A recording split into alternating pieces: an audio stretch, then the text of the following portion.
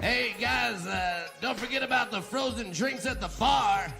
Sipping on an electric blue myself. Virgin, of course. Been sober for a while now. Just shy of a week.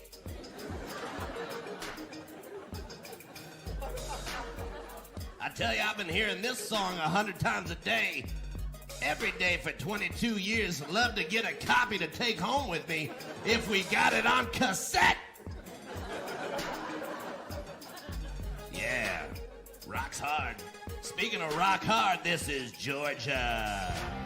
Oh, Georgia. Disinfecting that pole. Giving a little spritz, not taking any chances there. She's been burned once or twice from it. Literally.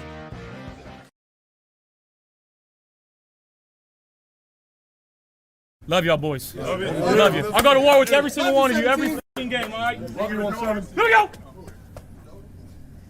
1, 2, 3, 1, 2, 3. Win.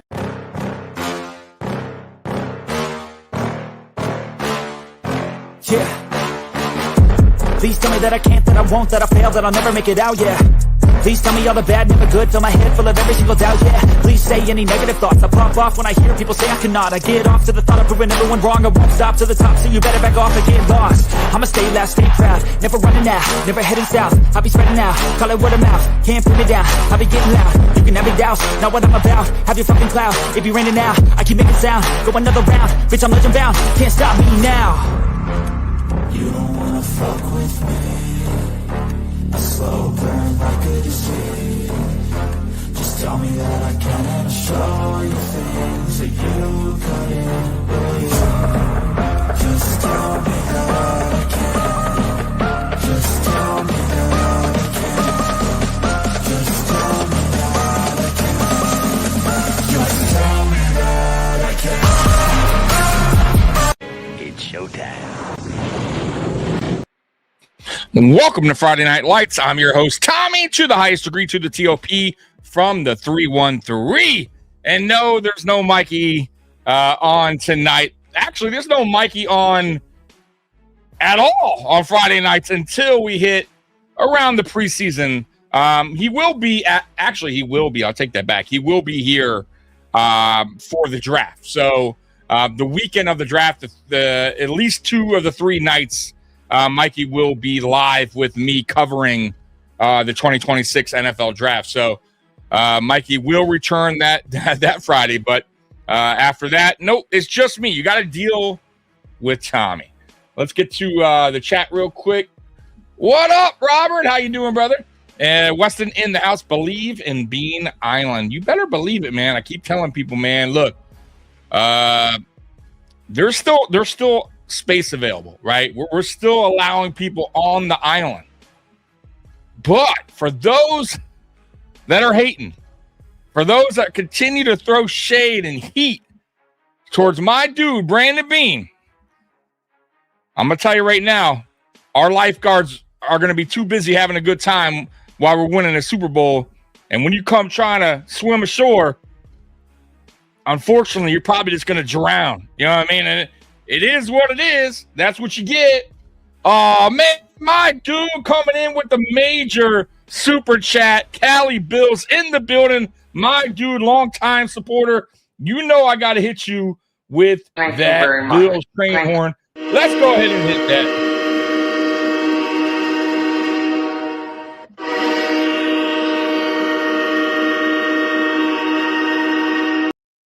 My dude, bro. Thank you so much, man. Cali Bills. You know, I always appreciate you coming through, man, and appreciate your support for the channel throughout these years, man. You've been rocking with me since the beginning, pretty much, I believe.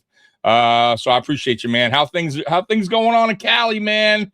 By the way, these motherfucking gas prices out here are fucking outrageous. If you don't know, then you're living under a rock. I gotta say though, here in Michigan, compared to what I've been seeing or hearing around, the rest of the country, we're kind of the cheapest, I believe. Today I paid $3.59 a gallon. I actually saw somebody post on Facebook. There was a gas station in Allen Park, which isn't too far from me. They had it at $329 a few days ago. So, but when I'm driving around, it's around $369, $379. But today I found $359 a gallon. But man, oh man, and guys, I don't think it's going to get better anytime soon. So, the only thing I can suggest is to fill up, often, man, because. If you play that game where you're only putting $5 in, $10 in, bro, like the next day that motherfucker's gonna be like 50 cents higher. So just do what you gotta do. Hopefully they this gets sorted out. But I know in Cali, like what is it right now in California, Cali Bills? Cali do a $4.99. Hey, he ain't a billionaire, bro. Finally caught a live stream. Yeah, man. I'm trying to go live, all the time at 8 o'clock because I know a lot of you guys are like me. You're like old heads, right? You're like, the nighttime is not your friend, right? Like 11 p.m. is a lot of our cutoffs when you get past the age of 40. I've learned that. It's funny. When I was younger, dude, I stay up so late, right? Watching movies, kicking it, and then if you want to talk about my, teenage years or whatever, like in my 20s, or, early 20s, hitting the clubs, in South Florida, the clubs there, they closed at 4 a.m. So by the time you got home and everything, it's like 5 o'clock in the morning.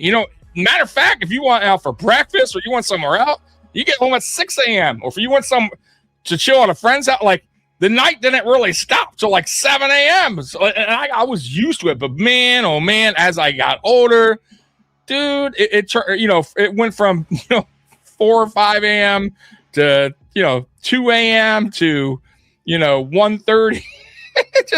And now I'm taking motherfucking naps.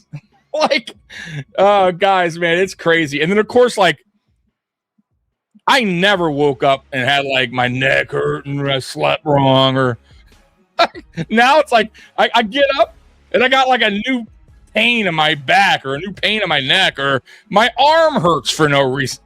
For no reason. By the way, I've been having this shoulder pain for like a year now, right? Like I tore something.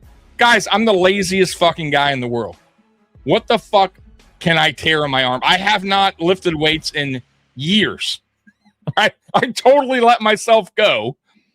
And yet I'm having injuries like I'm this workout guy, like I'm this athletic guy. So it's just wild, man. But hey, it is what it is. That's age, man. You can't defeat Father Time. What's the population in Beane Island? That is a great question, Roy. It's definitely not 3. Come on, Roy. Man, Roy with the cheap shot. Roy, be careful because you my dog. You still my dog. Right? You my dog. Right? Now, Airman Skis, they fam, but look, man, they blew it. They blew it. I tried with them. I really did. But look, I still have spaces available. And you know what, Roy? Even if it gets filled up, man, look, man, I'm going to allow you back. I'm going to allow you on the island. But just don't mess it up. Because Keys and Aramis, look, they're done. They're done. They're not welcome on the island. When the Bills win a Super Bowl with Brandon Beane as GM, and they come to me and crying, right? Trying to come to the island, right? We're gonna have to send it. We're gonna have to, shoo them away. You know what I mean? And look, people are gonna be trying to swim here. Like I told you guys, look, man, it is what it is. We just can't allow you on here. So you can't allow you. Can't allow you. Once you fuck that up, can't allow you. So you're gonna have to, do your crying from across the way. But yeah, man, Cali Bills is on the island. Come on, man. Cali, Mikey, Dan Mitchell, my boy Dan. He's on the island. There's a lot of folk on the island. All right, Cold Front, my boy Dustin, he's on the Beane Island. Scott Blakely, guys, man, I'm gonna tell you. It's filling up.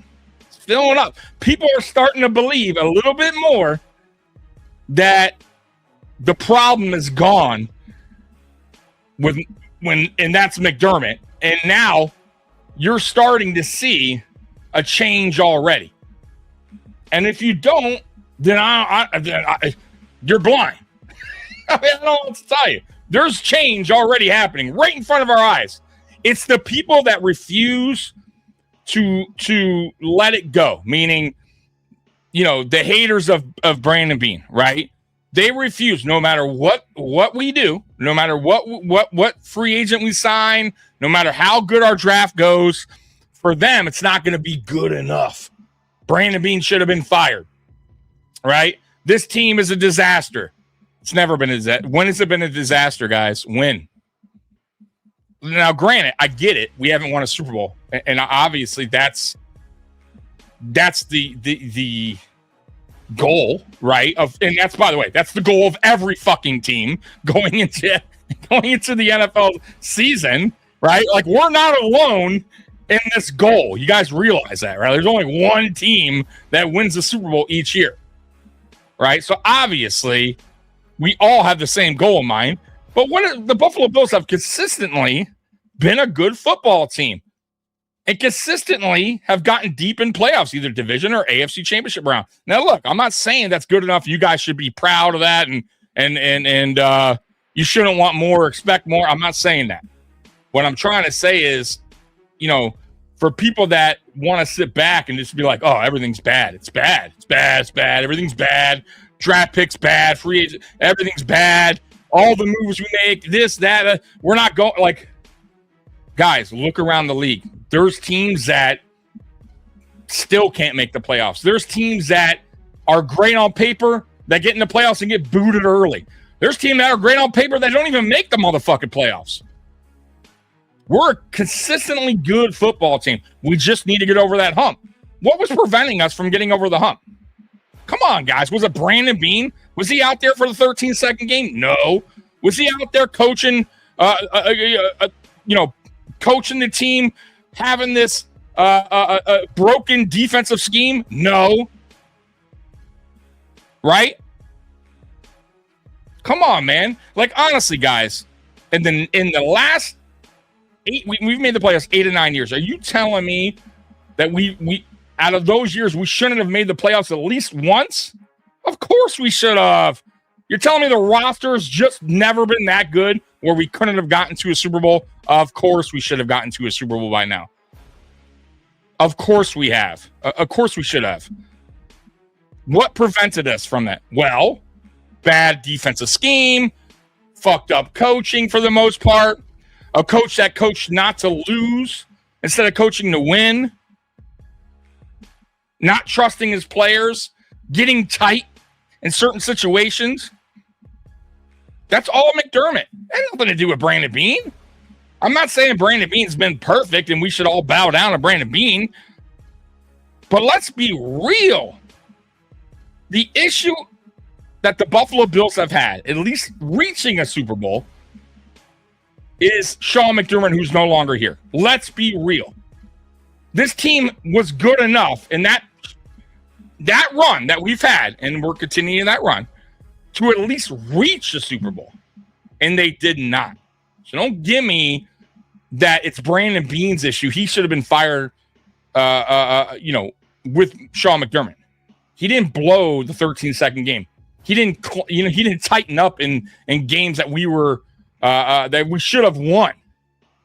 Right? And defense let us down. Man. Look at me going on a roll again, getting behind on the chat. So your Cali Bills, $6.27 a gallon. Damn. Now, I know California in general is a little bit higher, right? Because the pay there is a little higher, but man, oh man. You got to have a good job to live in California, man. I mean, honestly, like, I even New York, like, I find it crazy that people live, like, no offense to people who live in New York. Like, I'm sure, and I've never been there. I've been to Buffalo, but I never been to, and I know Buffalo's in New York, but I never been to New York City. Let me rephrase that. I don't get it. I don't get why anyone would move there and pay $1,000 or $1,500 for a shitty ass small apartment, rat infested apartment with no parking, a fucking madhouse if you do have a car and drive. And if you take the subway, forget about it. Motherfuckers are pushing people on the subway tracks. I mean, have you seen the news? These motherfuckers just randomly pushing people in front of subways. Like, I'm good. Like, dude, I'm sorry, man. Like, I don't, unless you're born there, I get it. But even that, like, you gotta have like 15 roommates. You know what I mean? Like, 15 roommates with a bunch of beds on the floor to be able to afford to play. I don't get, man, shout out to anyone who lives there, man. Good. Diesel gas, $8-9. God, dude. What up, Tommy? What up, Bob? What up, Tommy? How you doing? How long do I have to wait until you catch up? Oh, man. Oh, excuse me. Yeah, excuse you, please. Unreal. Okay. Oh, man. What's going on, Bob? Look, I caught up, all right? All right? No more complaining about me getting behind the chat. Just guys, man. Oh, give me 1 second, guys. I gotta do something real quick. All right, here we go. Let me see here. I always try to find. I'm messing with the audio in the background. Give me a second, guys. All right, there you go. All right, there we go. By the way, is it too loud for you guys, the background audio? If it is, I'll turn it down some. Obviously, I can't really tell how loud it is on YouTube. So let me know if it's too loud for you guys, and I'll turn it down if you can't hear me or whatever. I'm fighting over the background noise when I talk. Roy, Tommy, what was the answer to your question on PPP 1,000? Okay. So Roy, it's funny because like people were trying to fight me on that. The eye roll up often guy, and he finally realized what the fuck I was saying. Because listen, guys, I had it in the pop quiz. It was very simple question, right? It was not misleading by any part, right? It was which three players, right? Which three players, NFL players, in a single season in a game, and let me rephrase that. What three players in a game in a season reached 1,000-yard milestone in that particular game? You know what I mean? So all three players reached 1,000 yards in that one particular game in an NFL season. It's only been done one time, and I'll tell you the answer. I said it on there, but it was the Buffalo Bills, 2002. Eric Moulds went over 1,000, and it was against the Miami Dolphins, by the way. So Eric Moulds went over 1,000 yards receiving in that game. Peerless Price went over 1,000 yards receiving in that game, and Travis Henry went over 1,000 yards rushing in that game. It's only been done one time. Buffalo Bills. Isn't that crazy? You would think that it would have happened before or later, but nope, only one time. And what a shame! What a fucking shame that team did not make the playoffs that year. That goes to show you about shitty coaching. Greg Williams. How do you not get a team like that with an offense like that into the playoffs? How the fuck does that happen? Shitty ass coaching. Right? Like, I guess I just answered that. Shitty fucking coaching. Has anybody picked up McDummy yet? No, Callie. He's taking a year off of football. He will be. I mean, I'm guessing he'll be back next year. Or he will be available next year to coach if he wants. I mean, who knows? Maybe he walks away completely, but I doubt it. But yeah, look, someone's going to hire him, right? Just because he does have a winning record as a head coach. I don't think he's a terrible head coach, but I think he falls in the line of the Marty Schottenheimers of the world, the Flip Saunders of the world, where they're good regular season coaches, but once the playoffs hit, they tighten up, right? They make mistakes. They just can't figure it out. And that was McDermott. He just could not figure it out, right? And, you know, I thought our owner gave him plenty of time to figure it out. And, you know, it's funny how fans, like, after this season, a lot were on board with firing McDermott prior, but then they felt like this was his best coaching. This is one of his best coaching seasons. Okay, so if that's the case, why didn't we go to a Super Bowl? If this is one of his best, why did we lose to Denver? Like, stop it. So if this was one of his best, he still couldn't get the job done. Regardless, I don't care what you put the blame on, offense, turnovers, whatever the fuck the case may be, he's still the head coach. That was still his nice season as a head coach. Like, change needed to be done, right? That change should have happened a long time ago, in my opinion. So, you know, it's funny how fans, like, all of a sudden, because of that, they feel like, oh, the Beane should have been fired. Why? Just because? You think it was his, once again, you think it was his doing on the 13th second, or multiple fucked up, stupid decision making that Sean McDermott did in playoff games? Come on, guys. Did he tell him to do a fucking fake punt with DeMar Hamlin? Did Brandon Beane call down to Sean McDermott, tell him to do dumb shit like that? Come on, man.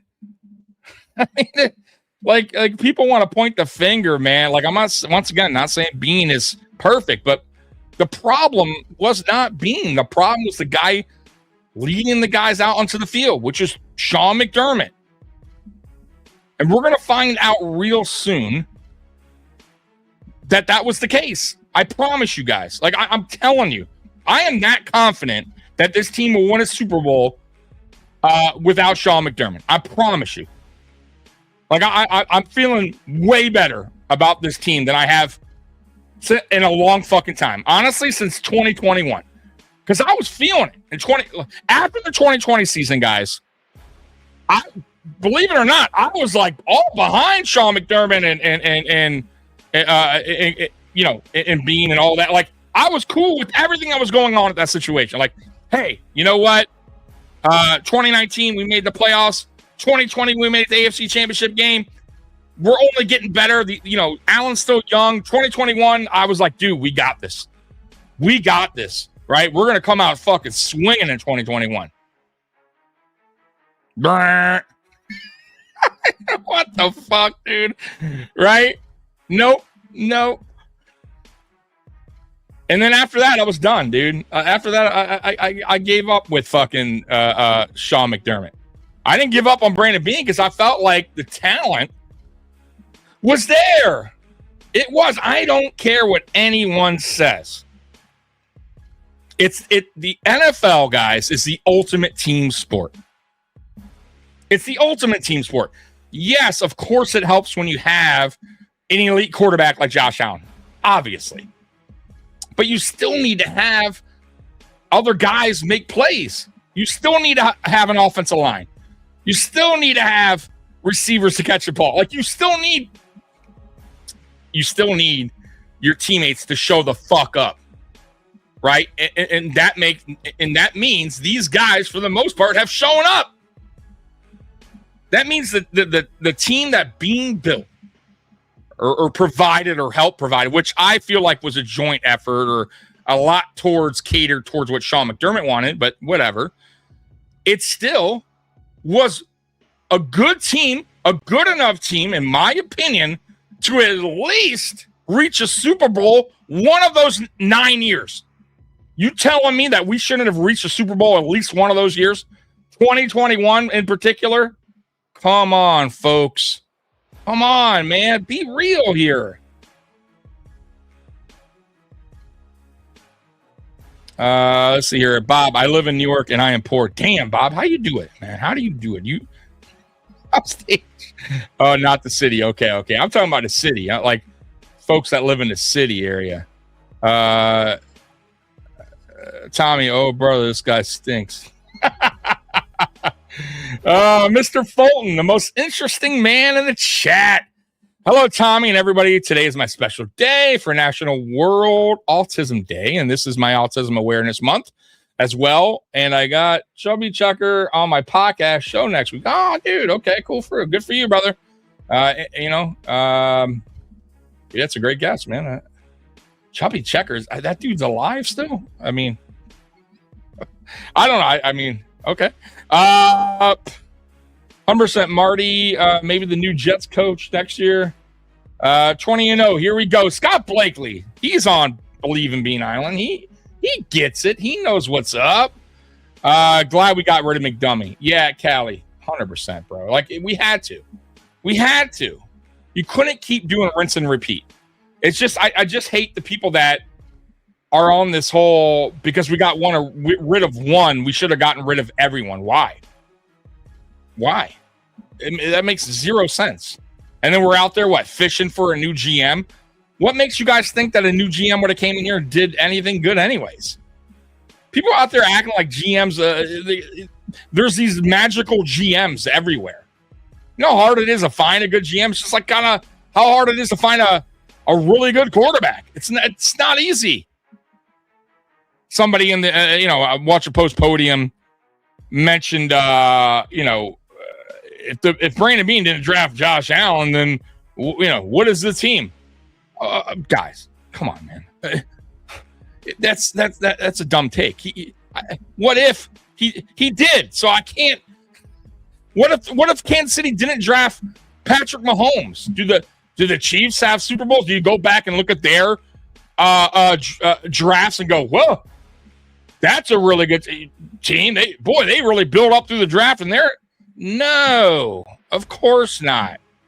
They got a guy in Patrick Mahomes who ultimately is the main reason why they won the Super Bowl. Now, however, they still put a team around him, but other drafts haven't been fucking great, right? They just got really good coaching, which, come on, guys, let's be real, sets them aside, at least for us, right? Who pretty much owned us, right? The Chiefs, right? Why? Right? I would say Patrick Mahomes and Josh Allen were, let's be real here. Like they're on the same level. They're tier 1. They're battling it out. And you got Andy Reid and Sean McDermott battling out. Who's going to win that? Who's going to win that? Who's proven to win every fucking time?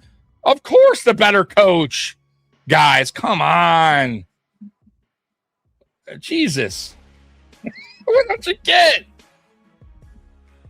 McDermott got out coached by a better coach.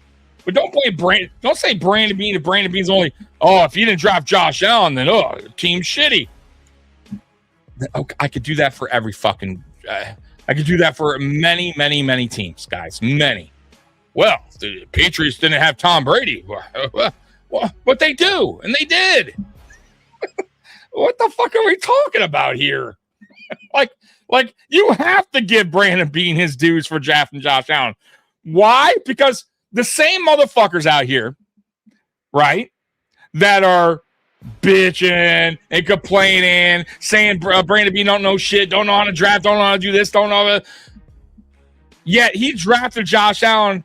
Those motherfuckers are the same motherfuckers that were crying online that you see in videos about them not wanting Josh Allen. Oh, terrible draft pick. Josh Allen, boo, he sucks. Why? Should have been Josh Rosen. Right? Those guys, but they know it all. Right? They're booing our GM. Right? They wanted Brandon Beane probably fired right there and then. Terrible. Oh, boo, this is the guy this is the GM we chose. How could he do that to us? Where are these guys at now? Where are these fans at now? Where are they? These know-it-alls that are right. These guys that know everything, right? But yeah, Brandon Beane sucked. That's the only draft pick that he's done that's been good. Yeah, guys, it's something that we are missing for fucking Jim Kelly. Okay, I mean, what the fuck are we talking about here? And he built a team around Josh Allen. Whether you think so or didn't, he did. Traded for Stephon Diggs. He got Emmanuel Sanders, right? He built a really good team in 2021 that should have went to Super Bowl. Really good team, right? But no, he didn't draft. He didn't draft good. Drafted James Cook. Oh, that's right. James Cook led the league in rushing, led the league in touchdowns the year before. Oh, but he sucks at drafting. Oh, Cole Bishop, the guy that everyone's starting to fall in love with and go, damn, that dude's actually pretty fucking good. Oh, but he can't draft. He's terrible. Spencer Brown, another one, by the way. Spencer Brown, who Bills fans were, and trust me, I know this because I was defending Spencer Brown for 2 straight years on X, Twitter, whatever. When they were like, oh, bust, he's terrible. Terrible draft pick. Awful. He'll never get better. He's a bum. And I said, guys, whoa, hey, calm the fuck down. Did you realize that we had a shitty-ass offensive line coach in Bobby Johnson, and now we got Aaron Kromer? Did you realize that Spencer Brown had a back issue, and now he's 100% healthy, and now he gets the one-on-one with Aaron Kromer, right? Which people, guys, that's what you got coaching for, especially position coaching, right? When you draft these players, it's called player development. And when you have shitty-ass coaches that don't understand that, what happens? Players don't get developed right? And what did it take? 1 year for fucking Spencer Brown to work with Aaron Kromer, get on the field, and be one of the better tackles in the NFL. And now we have no problem with Spencer Brown, right? All the people that were hating on Spencer Brown all love Spencer Brown now. Oh, Spencer Brown's probably our best offensive lineman. Oh, whoa, what happened? I thought he sucked. I thought he was terrible. Right? What about Christian Benford? Huh? What about him? One of the better corners in the league, at least the top 10, at least in my opinion. But you know what? People want to find a reason why they don't believe Christian Benford's any good. Oh, well, we're going to switch defense now, and Christian Benford's not good. He's not going to be any good now. They're just trying to find reasons why his draft picks have been bad or, they're going to be bad or not work out. I mean, I could keep going on and on. Osiris Torrance, he's a starter since day one. And for me, he's only getting better. Khalil Shakir. I mean, the guy led the league in yak. I mean, the guy's it was a 4th-round draft pick, I believe, right? We're hating on it? Hey, bad pick? No, I don't think so. It's wild to me. Did he miss on some draft picks? Of course he did. Did you ever go around the NFL and look at the other drafts year in, year out at all 32 NFL, all the 31 NFL teams? Do you realize how many draft busts that they have had through that time? A shit ton. Every team has a player that doesn't work out, or 2 or 3. It happens all the time. No GM gets it right all the time. Guys, there's top 5 draft picks that are bust that come out of college. Mel Kiper, oh, this guy's going to be the next Peyton Manning. This guy's going to be the next Bruce Smith. And they don't even work. They don't even last the league, right? They don't even work. They wind up out of the league in 3 years, right? It happens, right? Can't get them all right. Even the for sure things. They want to sit here and be like, oh, he has to be perfect. Got to get the players I want. If he doesn't get the players I think is best, he sucks. Well, if that was the case, then we would have had Josh Rosen on the fucking team. Let's be real. If that was the case, we would have had Josh fucking Rosen as our quarterback, right? If it was up to Bills Mafia at the time. Because Josh Allen, no good. It's amazing. Us fans, right? Fans, and even some podcasters. Oh, man, I know this guy is going to be the man coming out of college. Really?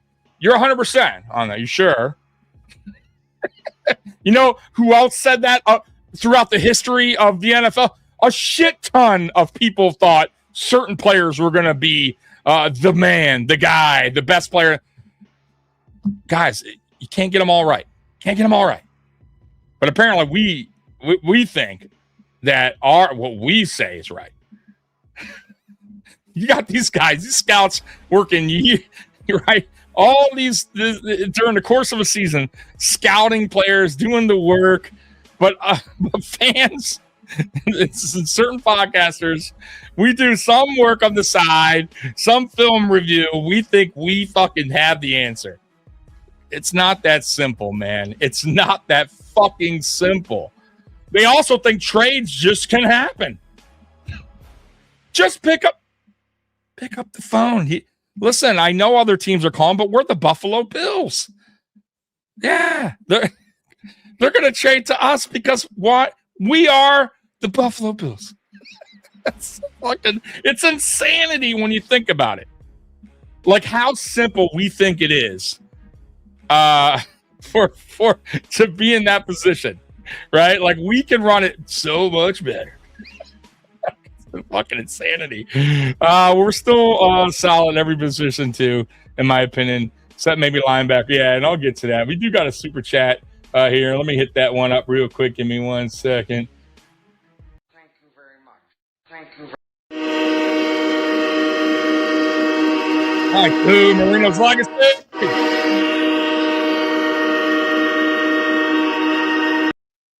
Hey, I appreciate you, bro. Let me get to this.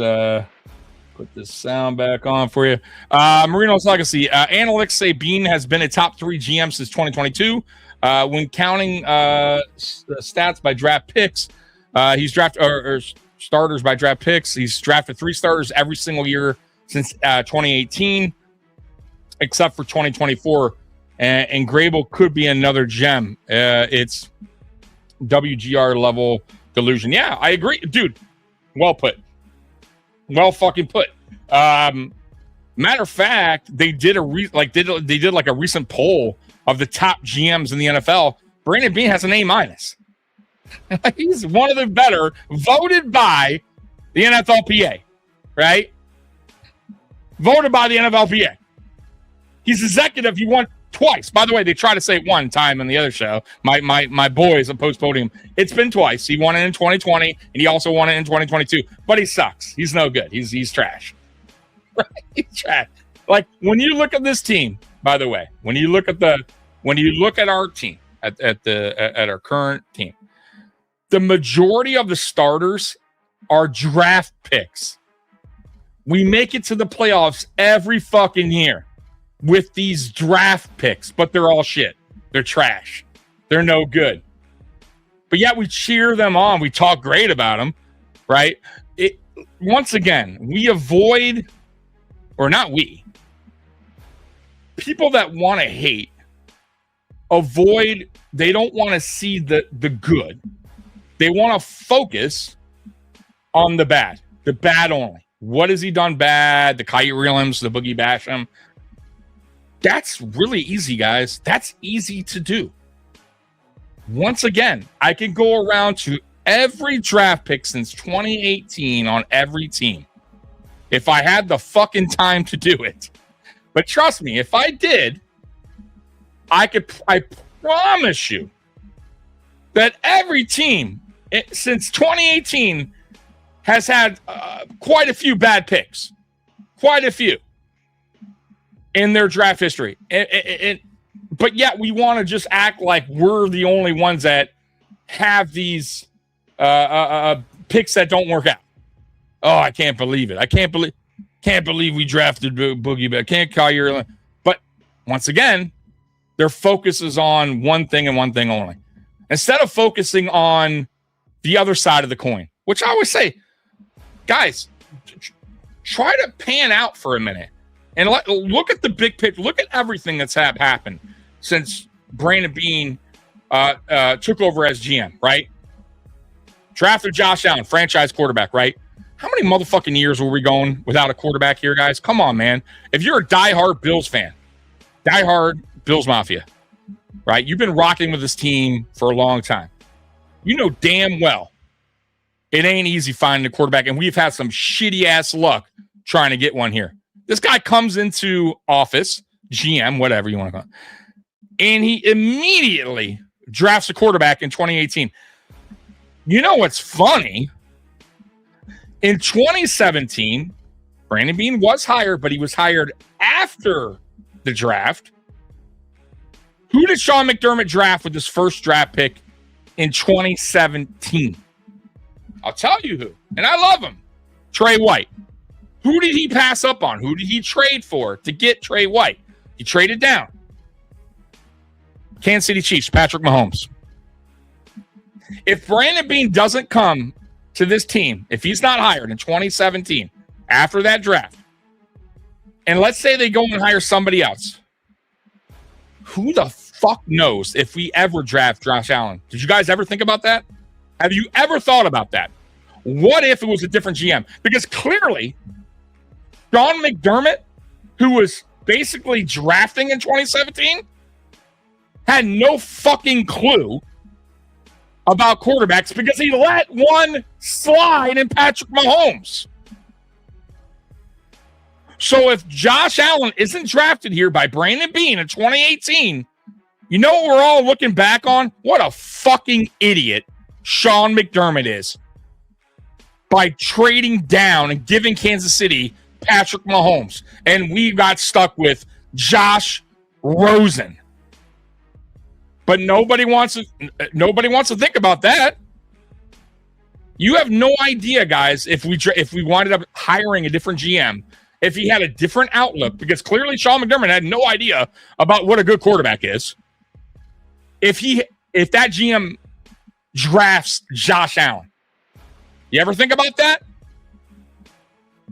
No, of course. Maybe some of you guys do, but the haters won't.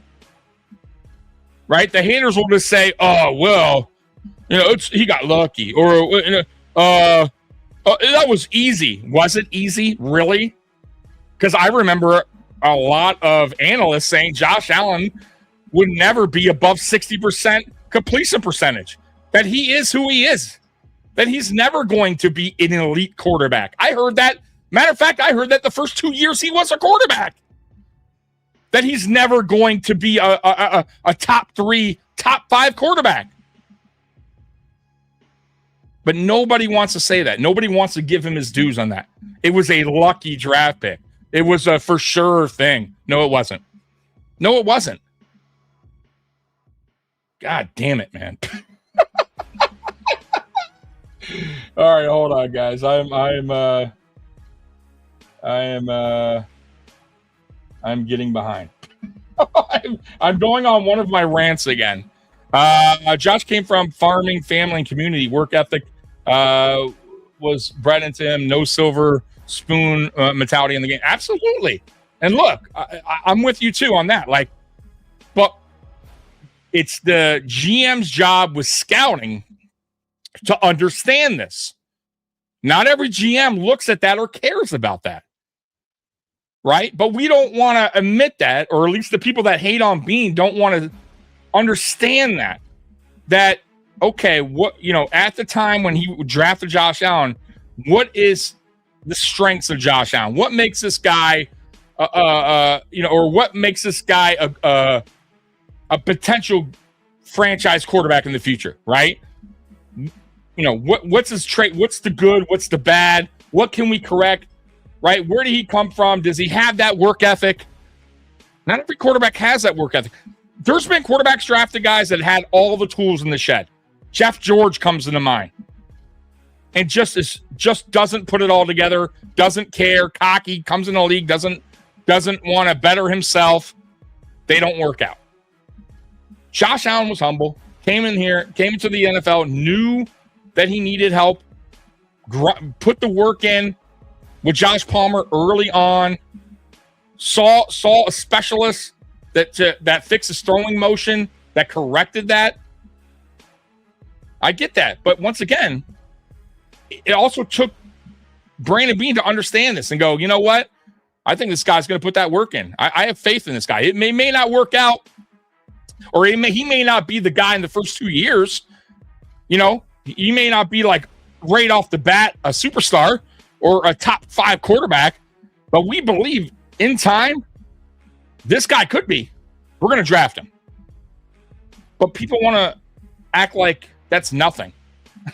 It's crazy. It's bonkers to me, right? It's wild. Facts. People today can't handle the facts. Thank you, Scott. I appreciate you, man.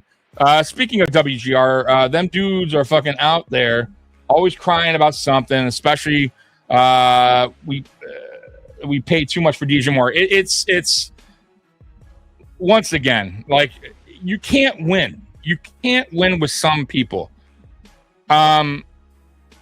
It's the same people that were crying for the Buffalo Bills to get a number one, you know, for the last 2 years, right? We're crying that Brandon Beane didn't give up a first-round draft pick. And I was one of them, I'll admit, during the season at the deadline for Jalen Waddle, right? Right. By the way, I had no idea that DJ Moore, that the Bills were trying to trade for DJ Moore, which Brandon Beane just came out and said, we were in talks with Chicago, but Chicago didn't want to deal him at the time.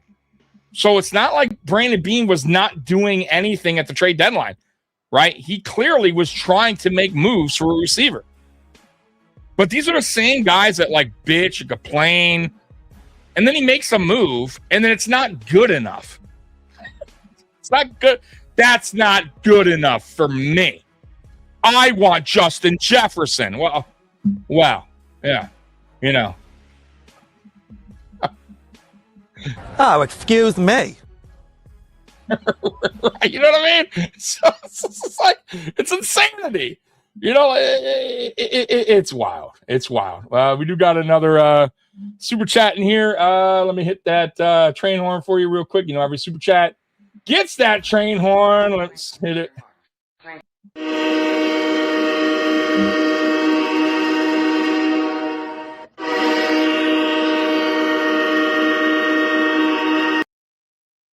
I appreciate the super chat, Marino's Legacy, man. You're always coming through, man. Thank you so much. Vegas has Buffalo as third in Super Bowl odds, and the Bills are the favorite to win the AFC. Laugh aloud. Yet the roster sucks. What are we doing? Right. Every year, right? If you notice, pretty much every year, the Buffalo Bills are always in that talk of being a Super Bowl favorite, or at least in that, you know, top three range, right? But yet we don't know what we're doing. Yeah, we don't have the team. Yeah, it's insanity. Also, people want to act like this team is hit or miss every year. We won 8 games one year, and then we bounced back and won 11. But you know, then we missed the playoffs again. Or we're so inconsistent. Guys, this team, for the most part, has been very consistent in their wins. Very consistent. You know, it sucks we didn't win the division last year, but guys, we won it 5 straight years, right? And I'm not, once again, I don't want this to get twisted. I'm not saying you should be just content with that, or, you know, hey, shut up. You know, we're a playoff team. What more? You know, stop your complaining. I'm not saying that. I get the goal is the Super Bowl. I'm with you 100%. And we all want one. Every single one of us want one. But everything has to go right in the course of a season. I think people misunderstand that when I say that. When you go into season, right, you got Super Bowl favorites to start the season. A lot of the times, these guys don't even make the playoffs, or make the playoffs and get bounced really early. They look great on paper. Going into the season, they made all the right moves, and their draft was great, and free agency, and they made this big trade. But guys, it's an 18-week season. Shit happens. Look at Green Bay. They traded for fucking Micah Parsons, right? Oh, Micah Parsons was a dog right away. Green Bay looked fucking good. Their defense was solid. ACL out for the season. There goes Green Bay's defense. Guys, it happens. It's 18 weeks. A lot of things happen, right, in that course of that time. That goes right or wrong. Some teams get lucky. They stay healthy all season long. They ride into the playoffs on a hot streak, make it to Super Bowl. It happens. But, you know, once again, you can look great on paper. You can feel like your team's done all the right moves. And sometimes it just either doesn't work, or doesn't mesh for some reason. Or injuries happen. Like, there's a lot that happens in the course of a season. So it's tough to be a consistently good football team, make it to the playoffs every year. That's a tough thing to do. The Buffalo Bills have done that. Now, of course, we won a Super Bowl. I get that. And hopefully with this new coaching staff, with this new vision, we can make that a reality.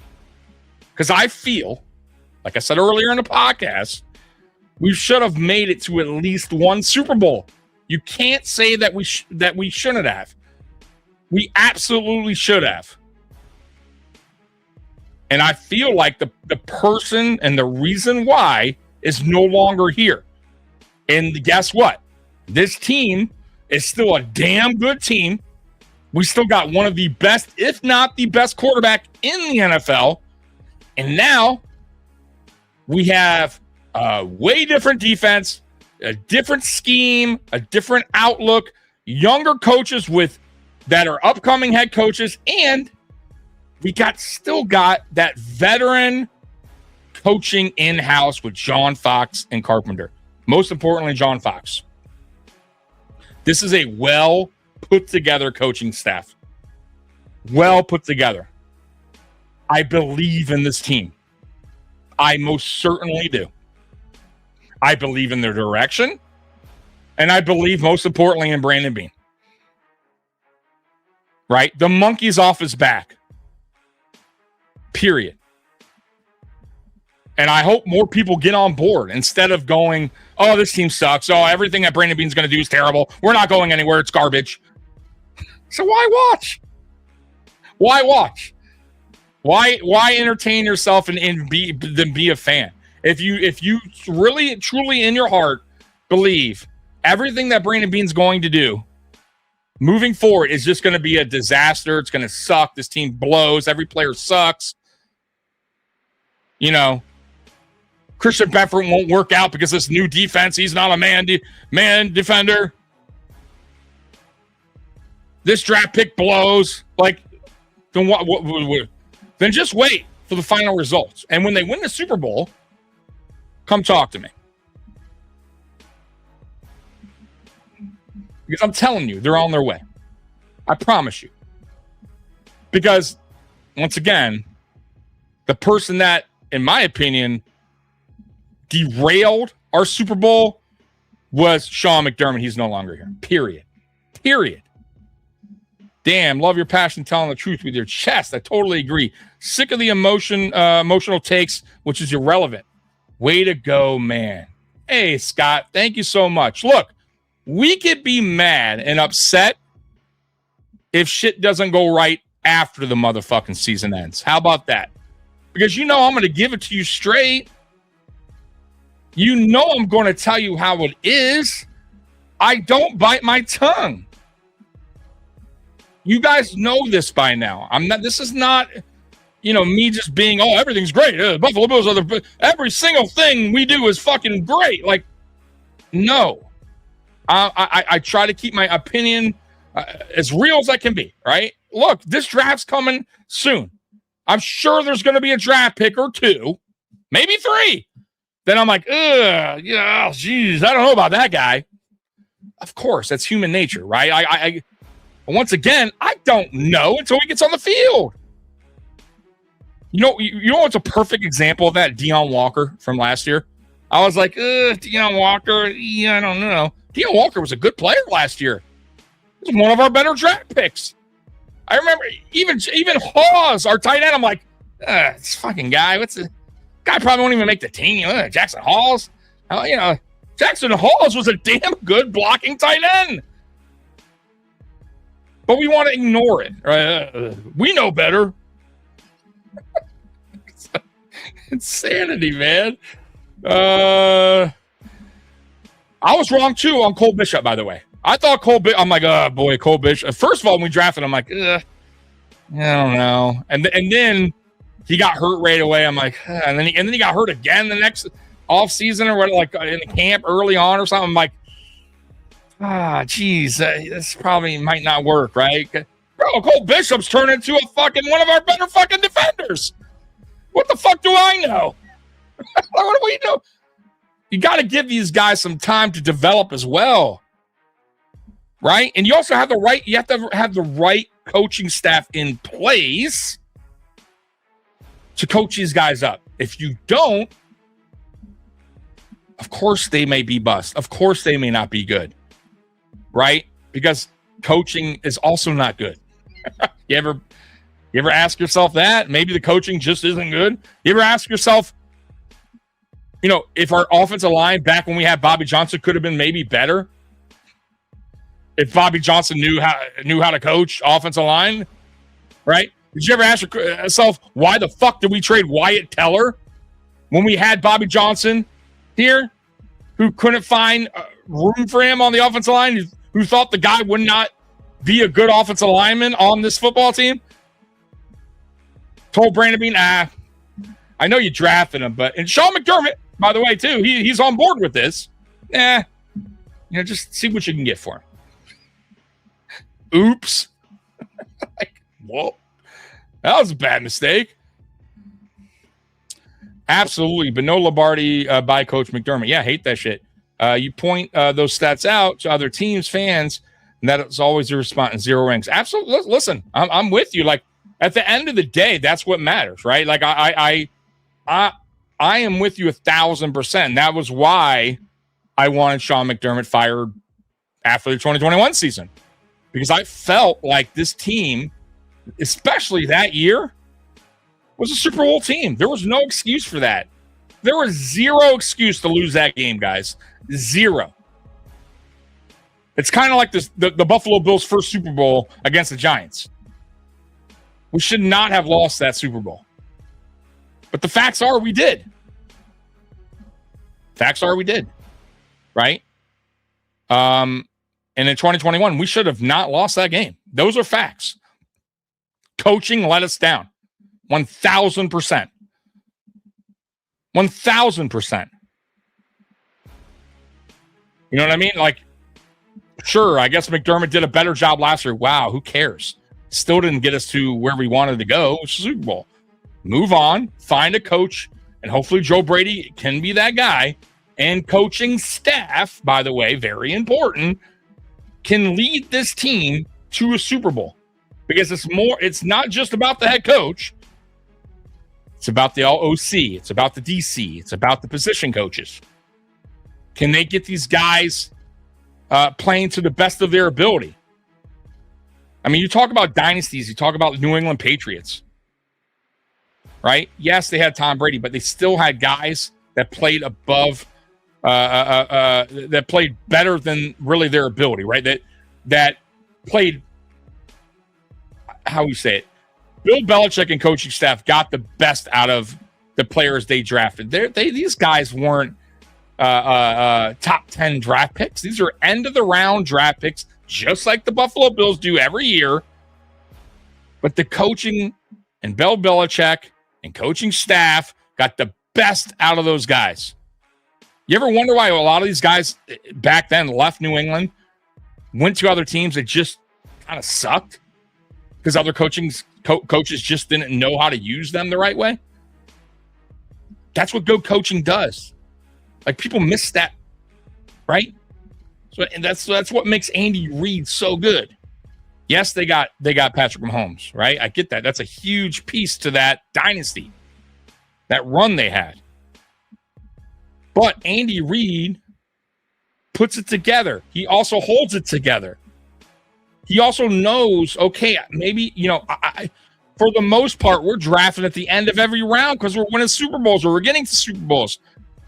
I know these aren't going to be blue chippers, right? The best of the best, but I'm going to put them in a position to be their best on game days, right? I got a coaching staff, right, that can do that. I got Spags, one of the best DCs in the NFL, who could coach these guys up, right? We didn't have that luxury with Sean McDermott. We just didn't. We had Sean McDermott, who was a control freak, who was the puppet master, who hired within. You ever notice that? He hired, when he first got here, he hired on the outside, got Brian Dable, got Leslie Frazier. But did you notice, once Dable left, once they got rid of Frazier, because really, let's be real, they pushed Frazier out the door. McDermott did. That wasn't a Beane decision. Beane had nothing to do with the coaching staff. That's all McDermott. What did McDermott do? McDermott hired within. He didn't want anybody coming from the outside telling him how to run his team. Right? Babbage. Right? First it was Ken Dorsey. Then it was Joe Brady. Right? Nobody was going to step on Sean McDermott's shoes. Nobody was going to change the vision of what Sean McDermott had for this team when he became head coach initially. You don't think he was super excited when Dable left? Why do you think Dable and him hated each other so much? Because Dable wasn't about that shit. Fuck you. I'm going to run the offense the way I fucking want to run the offense. Because I know your shitty fucking defense can't hold a team under 30 points in the playoffs. So guess what I got to do? I got to make this fucking offense elite. We got to put up points and put up points fast to cover your sorry ass. You ever think about that? And what happens? Dable leaves. What does McDermott want to do? Slow the game down on offense. Why? To cater to his defense. Because he can't trust his sorry-ass defense. He knows the scheme's broken. So he wants to drag the offense down with it. These long, methodical drives. It's crazy. But people want to, once again, it's Beane's fault. It's Beane's fault. It's Beane's fault. It's Beane's fault. Oh, he should have had this super ultimate John Madden team, and then we would have won it. So we have to have the fucking greatest team on earth to win a Super Bowl. Brandon Beane has to get every single draft pick right. Right? All these draft picks need to work and be the fucking all pros, every single one. In order for Sean McDermott to win a Super Bowl. Come on, man. Come on. That's not reality. Coaching means a lot in football. He fucked up multiple times. He didn't trust in his players. He didn't trust in his defense. But we want to blame the guy that's not even on the field coaching these guys. It's fucking nuts. It's wild. Again, it's tiring. Listen to the delusion thing. Yeah, I know. Trust me, man. Elway has said his biggest mistake was not taking Josh Allen. Yeah, of course. But why didn't he take Josh Allen, right? Because he listened to who? He listened to his scouts. He probably listened to other people saying what? Josh Allen's never going to develop into a good franchise leading quarterback, or he's always going to be under 60% completion percentage, right? It's not a safe bet, right? It's going to take a couple years maybe for this guy to maybe even develop into a good quarterback. Let's go the safer route. And that's what they did. And thank God Brandon Beane didn't get suckered into that. Because what I remember and what I heard leading up to that draft by analysts, by fans of, and I'm talking Bills Mafia, was take Josh Rosen. He is the safe bet. He is pro-ready. That was the term they were using. Pro-ready. Ran a pro system in college. He's ready to go. He's pro-ready. He could, start year one. He's pro-ready. He's ready to go. For me, I looked at Josh Rosen and said, one, I didn't care for his film. Two, I didn't see any upside to him. I didn't see that he had a high ceiling. I didn't see that he had a lot of strong traits, right? When I saw Josh Allen and I looked at his film review, I saw, damn, okay, he's a bigger quarterback. He's mobile. The dude that dude could throw 80 yards, which means a lot in Buffalo weather. And he's a good kid. He seems like a smart kid, right? Loved the story. He seemed like a guy that was going to come into the NFL and put it all together. And I was willing to bet on that. And you know who was? And the most important person that put that bet on him? Brandon Beane. I think it was Sean McDermott. I think Sean McDermott took that gamble on Josh Allen. Let's be real here for a minute, folks. He didn't even know fucking Patrick Mahomes was a good quarterback the year before. He passed up on Patrick Mahomes, Trey White. Love you, Trey White, but you ain't no fucking Patrick Mahomes. If we don't draft Josh Allen, that is the both guys are gone probably. More than likely. More than likely. I'm going to be real with you. Because it's very tough to find a quarterback in the NFL on that level. Not saying Brandon Beane couldn't have found a quarterback prior year. But here's what happens, folks. When you draft a quarterback, look around the NFL, that doesn't work out. It's not like usually most teams don't just give it 1 year and they draft again. Most teams wait a couple years, 2-3 years. Go, okay, he's a rookie at about a year. Go year 2, okay.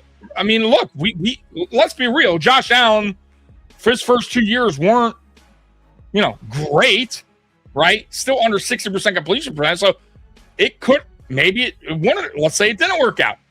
And you gave him 3-4 years. Now you're 3-4 years into it where you passed up on quarterbacks all those drafts, right? And you set your team back. You're setting your team back. I'm telling you guys, very tough to find that level of a quarterback. And we did. You can't take that away from him. Period. Fuck Tommy, we still hear from delusional anti-fans. They do it all the time, bro. It's outrageous. Pagula wanted Mahomes, McDummy traded out of that. Yeah, I mean,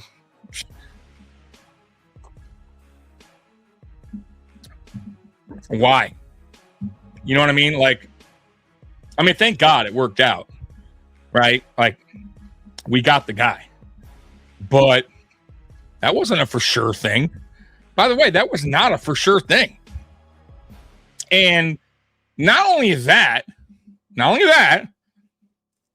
we weren't god awful in 2018. Remember, we won 9 games. We made the playoffs. We didn't even have a top 10 pick. We had to trade up to get Josh Allen, right? Guys, remember? Is it coming back to you guys? Right? Brandon Beane had to maneuver his way up the draft to get Josh Allen. Some people even forget about that. Some people think we just drafted him at 7. No. We had to trade up to get Josh Allen. Right?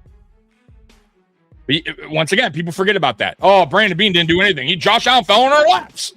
No, he didn't. How did he fall?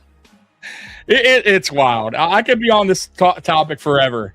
But it just, the hate that this man gets is unbelievable to me. Right? It's crazy. I get the hate towards Sean McDermott. I do. I understand it. I also get the love that some fans have for him. I get it. I don't think he was a terrible head coach. But I do get the hate because I, as a fan, as a podcaster of this team, felt like this team should have made it to a Super Bowl at some point during that run of Sean McDermott. And yet we didn't. So, yeah, I'm just not a fan of the guy. I felt like he failed us. He failed this team. Right? Why did Stephon Diggs leave town? Look, by the way, on the Diggs thing, I get it. There's going to be fans that are like, fuck that guy, yelling at Allen on the sideline, diva, whatever the fuck you want to say. But what you can't dismiss is the body of work Stephon Diggs put here from the time he was traded here and how much better he made the offense. And then you have a head coach, Sean McDermott, who basically drove him away, who pushed him away. Because why? He wanted the offense to change. These are facts. I promise you guys. Once Dable left, Dorsey took over. Dorsey was still running a Dable-type offense. Go back and look. But once Dorsey got fired, McDermott said, I'm done with that. This is not what I want this offense to be this way. And we're going to do it my way. And you saw Diggs' production go, and that was a wrap. It was over. Then McDermott and company wanted you to buy into everybody eats. Now, of course, I get it. Beane was part of it, but Beane's not going to, go rogue and go against what his coach is preaching or wants. So, of course, he goes, okay, you believe in it. This is what you want. You don't need you don't need an alpha. You don't need a one. Okay, you want me to focus on defense, which seemed to be the case every fucking year, by the way. Focus on defense. Focus on.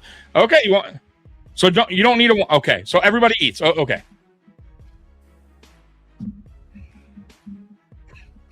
It's sanity, man. I'd rather have Allen. He's perfect where he's at, and honestly, Mahomes is right for Casey. I'm with you, Vader. It worked out. It worked out, but it almost didn't. How about that? It almost didn't work out. What if Beane couldn't make a trade to get up to that spot and draft Josh Allen? What if somebody else took a flyer on Josh Allen and what if Denver drafts Josh Allen? You ever think about that? Wasn't luck. Look, Beane saw opportunity. He knew we needed a quarterback. He saw the traits. He saw the skill set. He knew he needed work. And he took a gamble on him. But he also had to do maneuvering. And he had to trade up. And he got the guy. And the guy's still here. And the guy's one of the best quarterbacks in the NFL. But yet, fuck Brandon Beane. Boo. It's like, what? Mahomes might have been garbage in Buffalo. Maybe. Who knows? You might be right. We got a super chat coming in. Marino's Legacy. Let me hit you with that real quick. Thank you very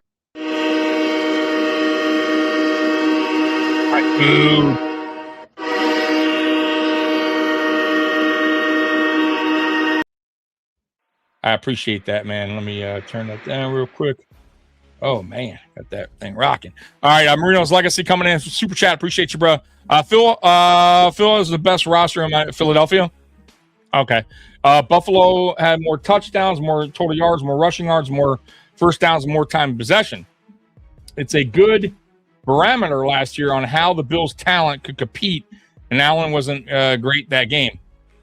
So look, man, going back to last year, look, even if we beat Denver,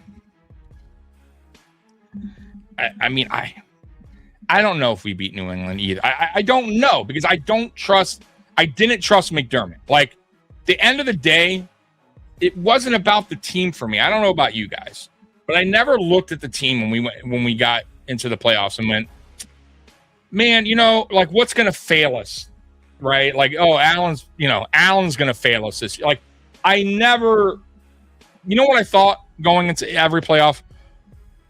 How's McDermott going to fuck this thing up? How is the defense going to let us down this playoff run? Like, that was my thinking. It was never about how's Josh Allen going to fucking screw this game up for us, right? Last year was, that game, Allen doesn't really have those type of games in the playoffs. You guys know this. He has really good numbers in the playoffs. And even with that being said, even with the turnovers, right? 5 in total in that game, we still put up 30 points, and the defense still gave up 33 points. Come on, man. I mean, it's wild. To me, he had to go, and to me, he was the problem. Still baffled by Allen's miss to Shakir. His foot must have been really hurting him. Yeah. Listen, Allen did definitely miss some throws last year. But look, man, no quarterback's perfect. He's going to miss some throw. I'm not going to kill the guy. He makes unbelievable throws as well. So, like, it sucks. I get it. Like, if he would have hit Knox at the end there, that puts us up 8. You know what I mean? Like, we're in a really good position to win that ball game there. But it doesn't matter. We still went up 4. Like, people forget that. Like, I don't know why it's such a hard thing to people to understand. Right? Guys, we were up 4 with 3 minutes left. We have a defensive-minded head coach. Right? You should have faith in your defense to get a stop. Matter of fact, on that drive, we had multiple third downs, multiple times to get them off the field. I think one was like a 3rd and 15 or 3rd and 18, something crazy. And we gave it up. That should never happen, especially when you have a defensive-minded head coach. But yet people don't want to hear that. Oh, Josh Allen should have hit Dawson Knox. We wouldn't even be in that position. Guys, there's 3 minutes left in the game. Can we count on our fucking defense for a goddamn a minute here? I mean, that's miserable. That is absolutely fucking miserable. I don't care what anyone says. You got to count on your defense at some point in the goddamn game. I don't care if you're up fucking 1. You got a defensive head coach. You expect that. If I have an offensive-minded head coach and we have the ball with 2 minutes left in the game, I damn well expect my offense to go down the field and make something happen. Of fucking course I do. Because my coach is an offensive-minded head coach. And that's what his specialty is. So, yes, I have high expectations. But guess what? I lost those expectations years ago with McDermott. I couldn't count on this defense ever. And if we did, I was in fucking shock that they made a stop. Holy shit. Man. Tommy, you need, you missed a $20. No, I got it. Didn't I get it? Did I miss it? Oh, shit. Did I?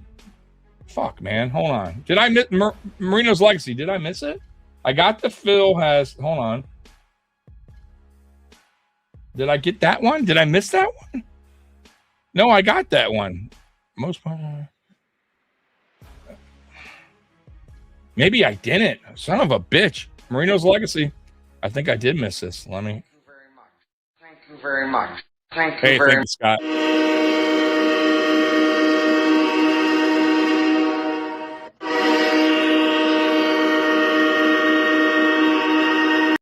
My dude, I appreciate that, man. I'm sorry.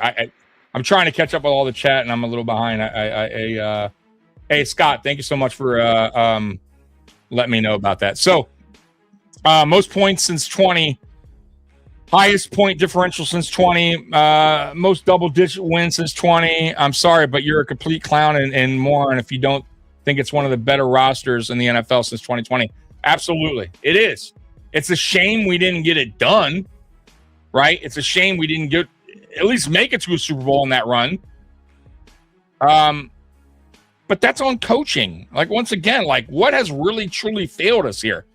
And it's I think sometimes, fans get a little, they want to find another scapegoat, or reasoning why a team has failed. Right. And I think now that McDermott's gone, it's Beane, right? Like, he's now the one. You know what I mean? Like it's, for me, it was about one guy and one guy only. And I don't, and to expect perfection from your quarterback every goddamn playoff game is tough, guys. And to be honest with you, Josh Allen has been damn near close to that. Damn near close. And we still didn't get the job done. And our defense still gave up over 30 points a game on average. I think it was like 32 and a half or something like that in the playoffs. That is outrageous. Like, that's craziness.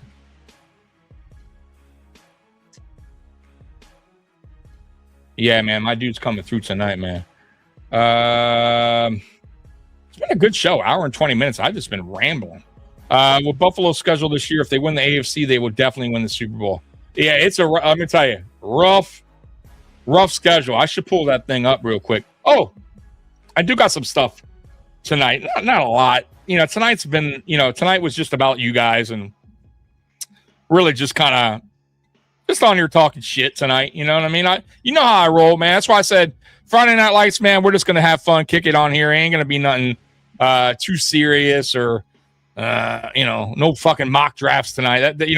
I like doing that with Mikey. You know what I mean? Sometimes they get a little boring to me. Like, they're fun, but yet, you can only do so many mock drafts, right? It seems like everybody and their fucking grandma's doing mock drafts right now, and they're okay. You know what I mean? I don't mind a few, but, let's just get to the fucking draft. Let's get to the goddamn draft. Most of our toughest games are at home, which is a good part. Yeah, I'm going to get to the schedule in a minute. Gonna miss Cromer. Yeah, man. Now Cromer's a big loss. I'm not gonna lie. Cromer was a great offensive line coach. What a great addition he was to this team, and a much needed one. Like, our offensive line was fucking dog shit before he came here. You guys remember that?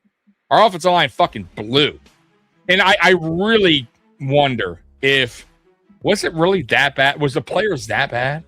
Like, could they have at least been a little better with Cromer here? Like, could he have coached them up a little better? I think he could have. I really do. I think Bobby Johnson was that fucking bad, right?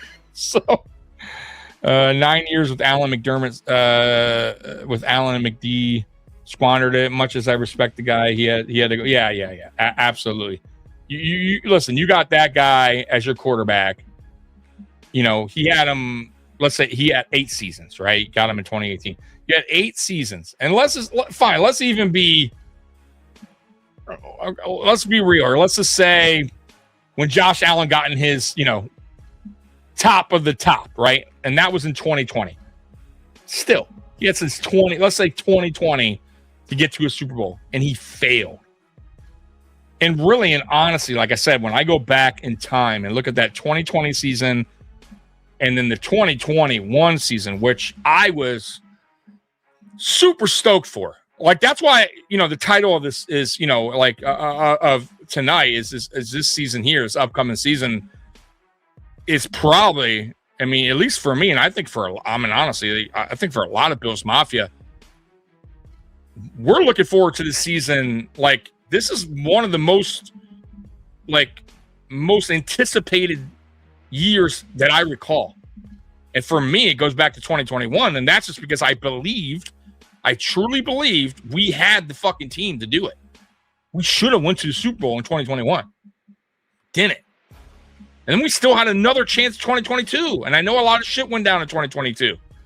But we still had an opportunity. And we had an opportunity in 2022. Like, we had opportunities. And he failed and failed and failed and failed. We had the team. You can't say that the team that was put out on that field was not a Super Bowl caliber team. It was.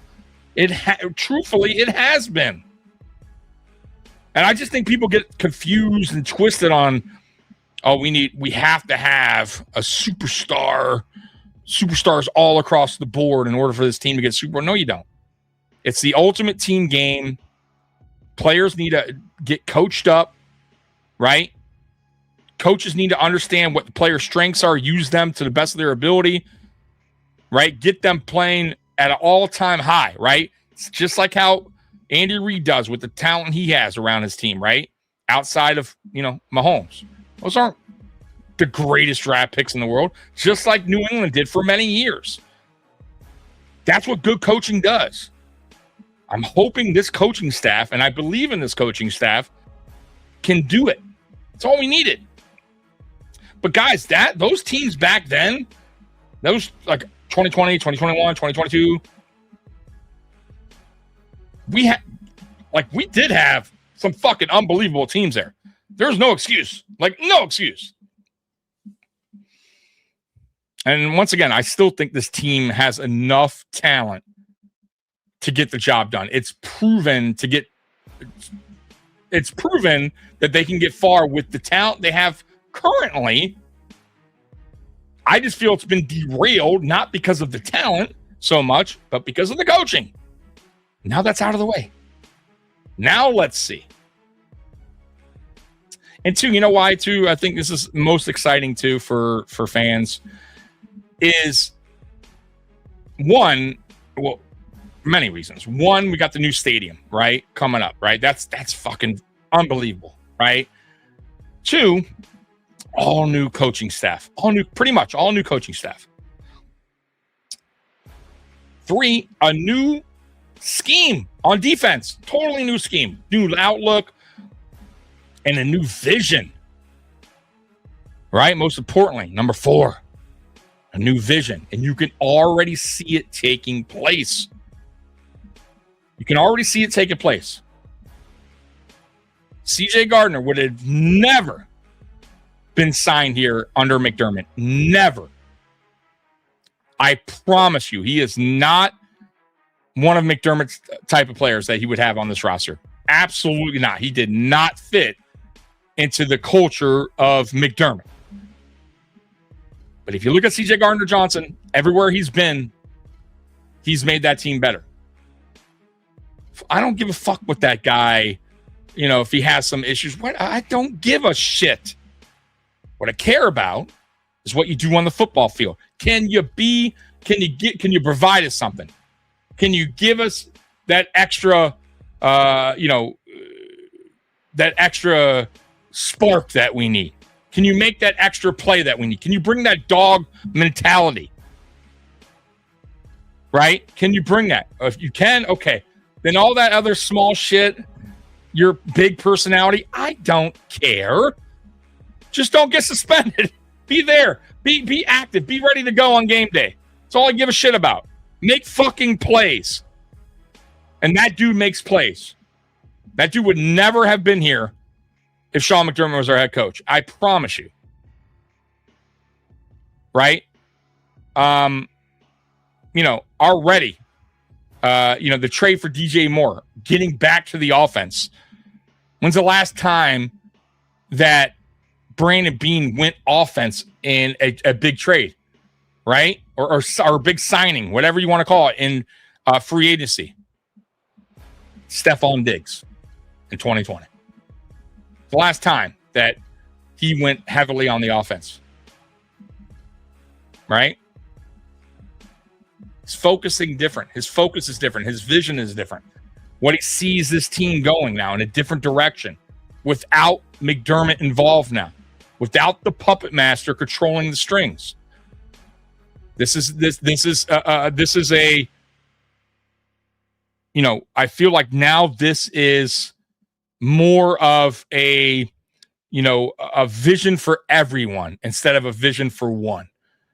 If that makes sense. I feel like Brandon Beane and coaching staff, right? Joe Brady and coaching staff, Leonhard, the OC, and Carmichael, they're all on the same page. They all have the same vision on what they see this team going, right? Where they want to go with this team, right? The type of players they want in that locker room, right?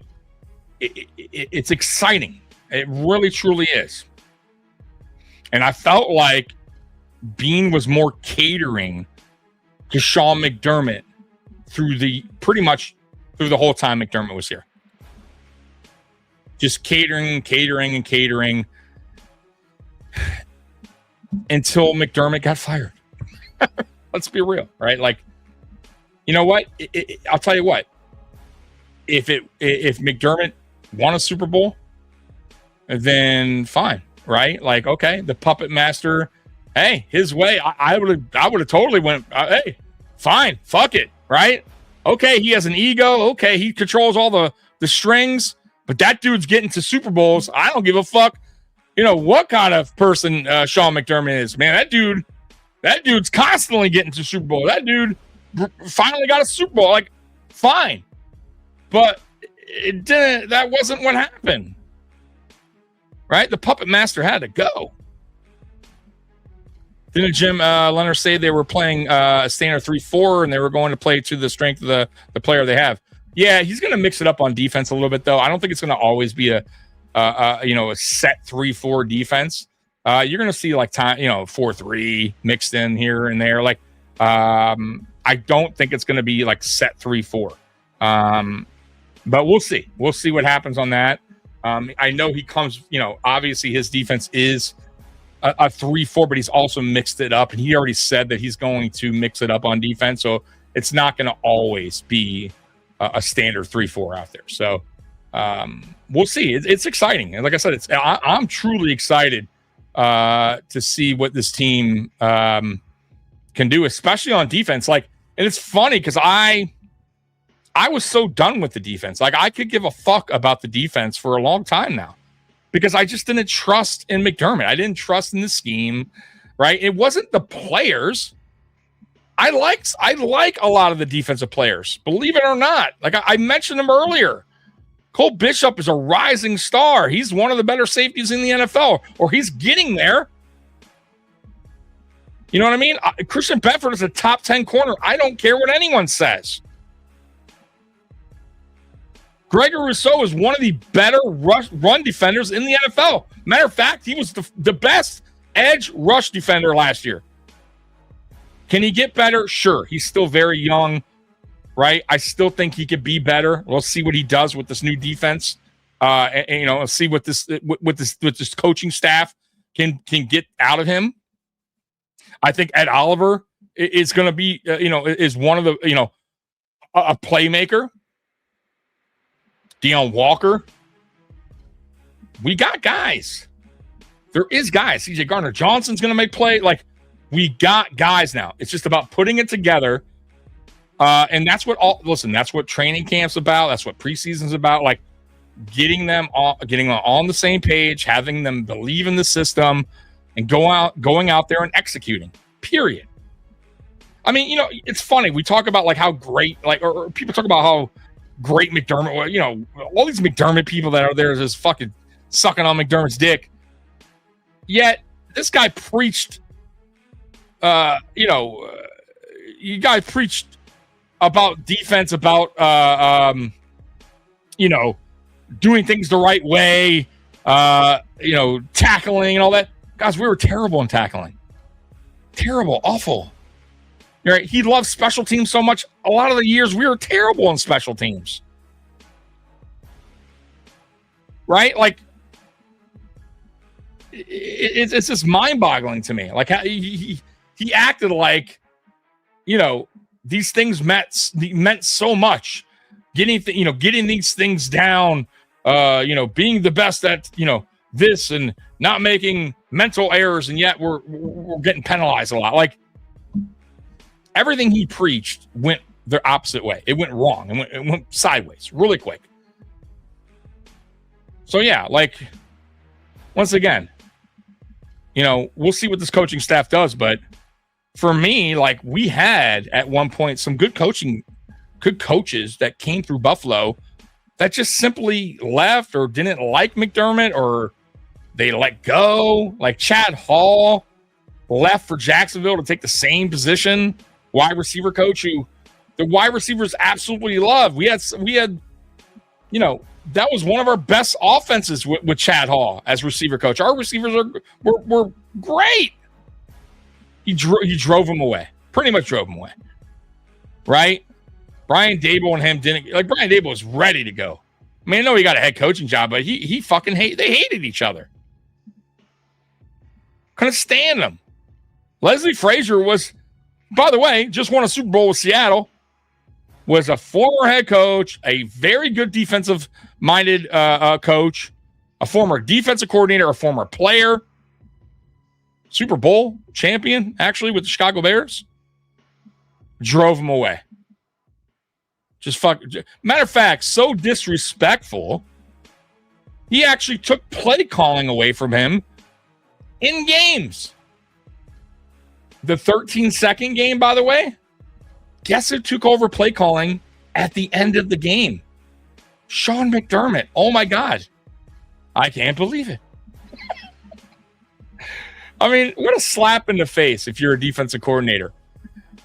And that's what I'm talking about with the hiring within Bobby Babich. You think Bobby Babich is going to complain to Sean McDermott about, hey, man, the fuck you hiring me for? Why you hire me if you're taking away play calling duties? Why are you just taking them away when you want to take them away and then giving them back like it's no big deal? What a slap in the face for a coach. You know what I mean? Like, just it's mind-boggling. But people, hey, Sean McDermott's calling the defense now. What are you doing? If he was that bad, why didn't you fire him, Sean McDermott?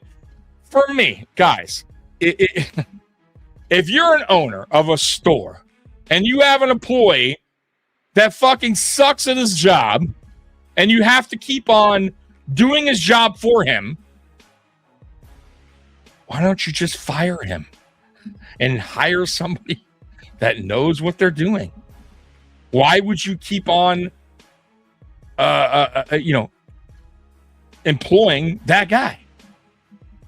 Why? Because you want to control him.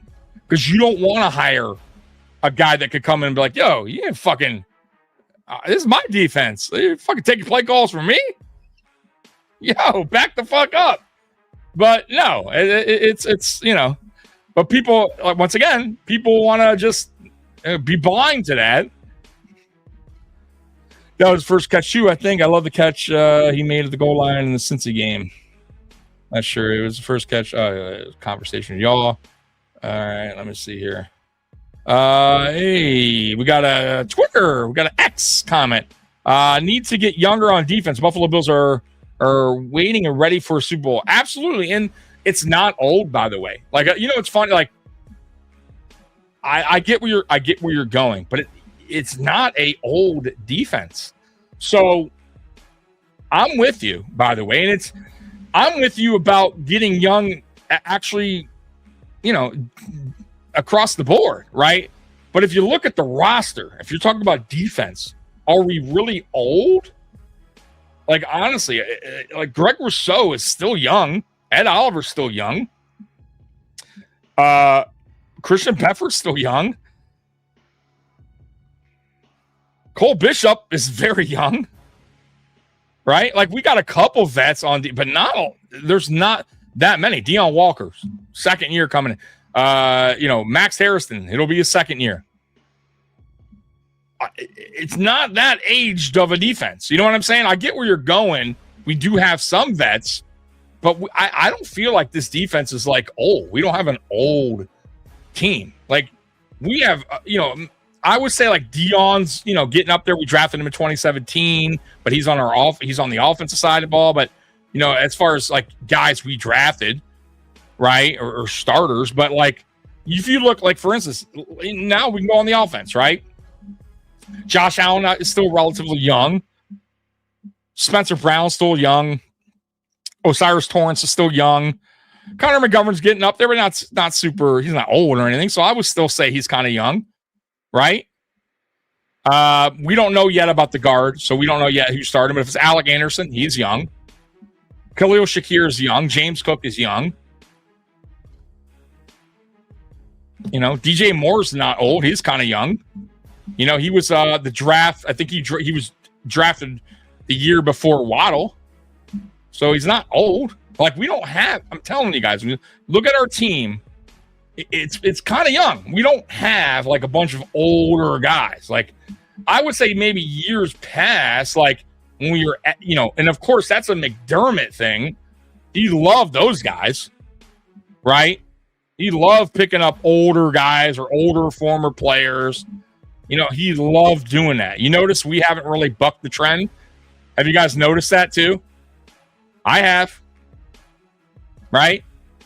I don't see a Josh Norman here. I don't see an AJ Klein signing. Right? Just saying. Have you noticed that? Like, there hasn't been that many former Bills that have been re-signed. Look, I'm not like DeMar Hamlin got re-signed. Who cares? He's going to be a practice squad, guys. Calm down, guys. All right? It's a cheapo contract. he's going to be special teams at best if he makes the team. If he makes the team, who cares? It's a very minimal contract, no sweat. But I'm talking about real money, right? They haven't, at least not yet, right? They could have got Milano back. They haven't yet. Milano's still a free agent. Will they? Maybe. Who knows? But they haven't yet. They haven't signed Jordan Phillips, Trey White, right? All the free agent signings, for the most part, have been elsewhere. And there haven't been, these aren't aging players either. Like, Bradley Chubb, I would say, is getting up there, but he's not that old. And he's still productive. That's the other thing that people don't understand. Bradley Chubb, the only thing that's set him back is his injuries. And I'm with that. I understand that. But if you look at him and his course of work, his body of work, that is, when healthy, he's productive. Unlike Joey Bosa, bad signing, in my opinion.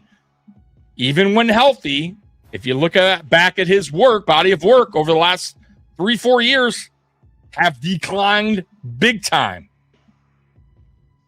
You can't say that about Bradley Chubb. Got hurt in Denver, got healthy, went to Miami, 11.5 sacks, right?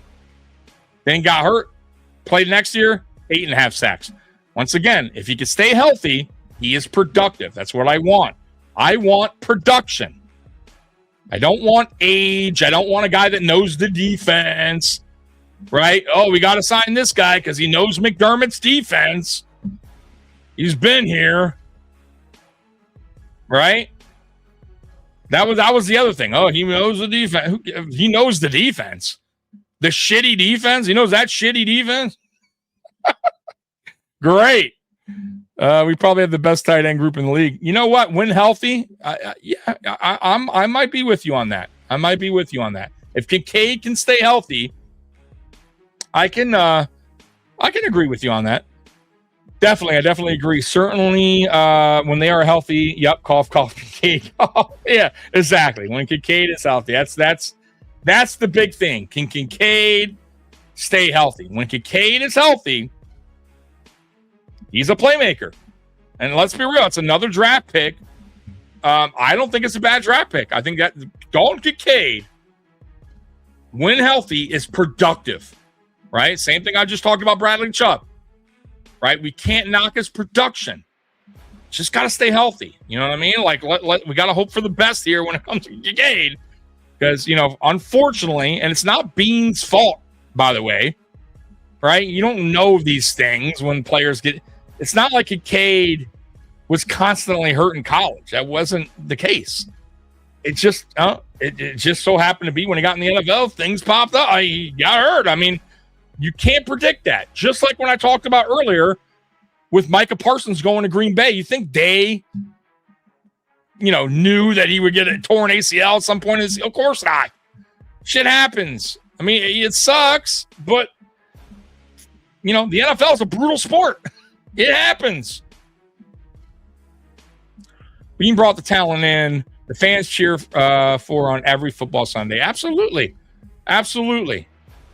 Damn, Tommy, tell us how you really feel. Bob, I have to, man. I feel like, dude, I really shout out to Dan Mitchell too, who honestly, he's up there with me as far as like, he understands. Look, not everything's perfect here. We're not going to agree or like everything that this team does, but there's also some really good things happening here. And I like the fact that he at least understands this, says it with his chest as well. And if you don't like it, he don't give a fuck. And I'm the same way. But there's a lot of people out there that are just almost rooting for this team's downfall. I don't understand it. I don't get it. We have yet to see the field in 2026. And there's people out there already thinking this team is done for, or this team isn't a serious contender. or this team, they're already predicting that the draft picks are going to be bad, or what terrible signings. DJ Moore is not going to work in this system, and terrible. Bradley Chubb's not going to do anything. Like, it's like, how? What? Well, pump the brakes here.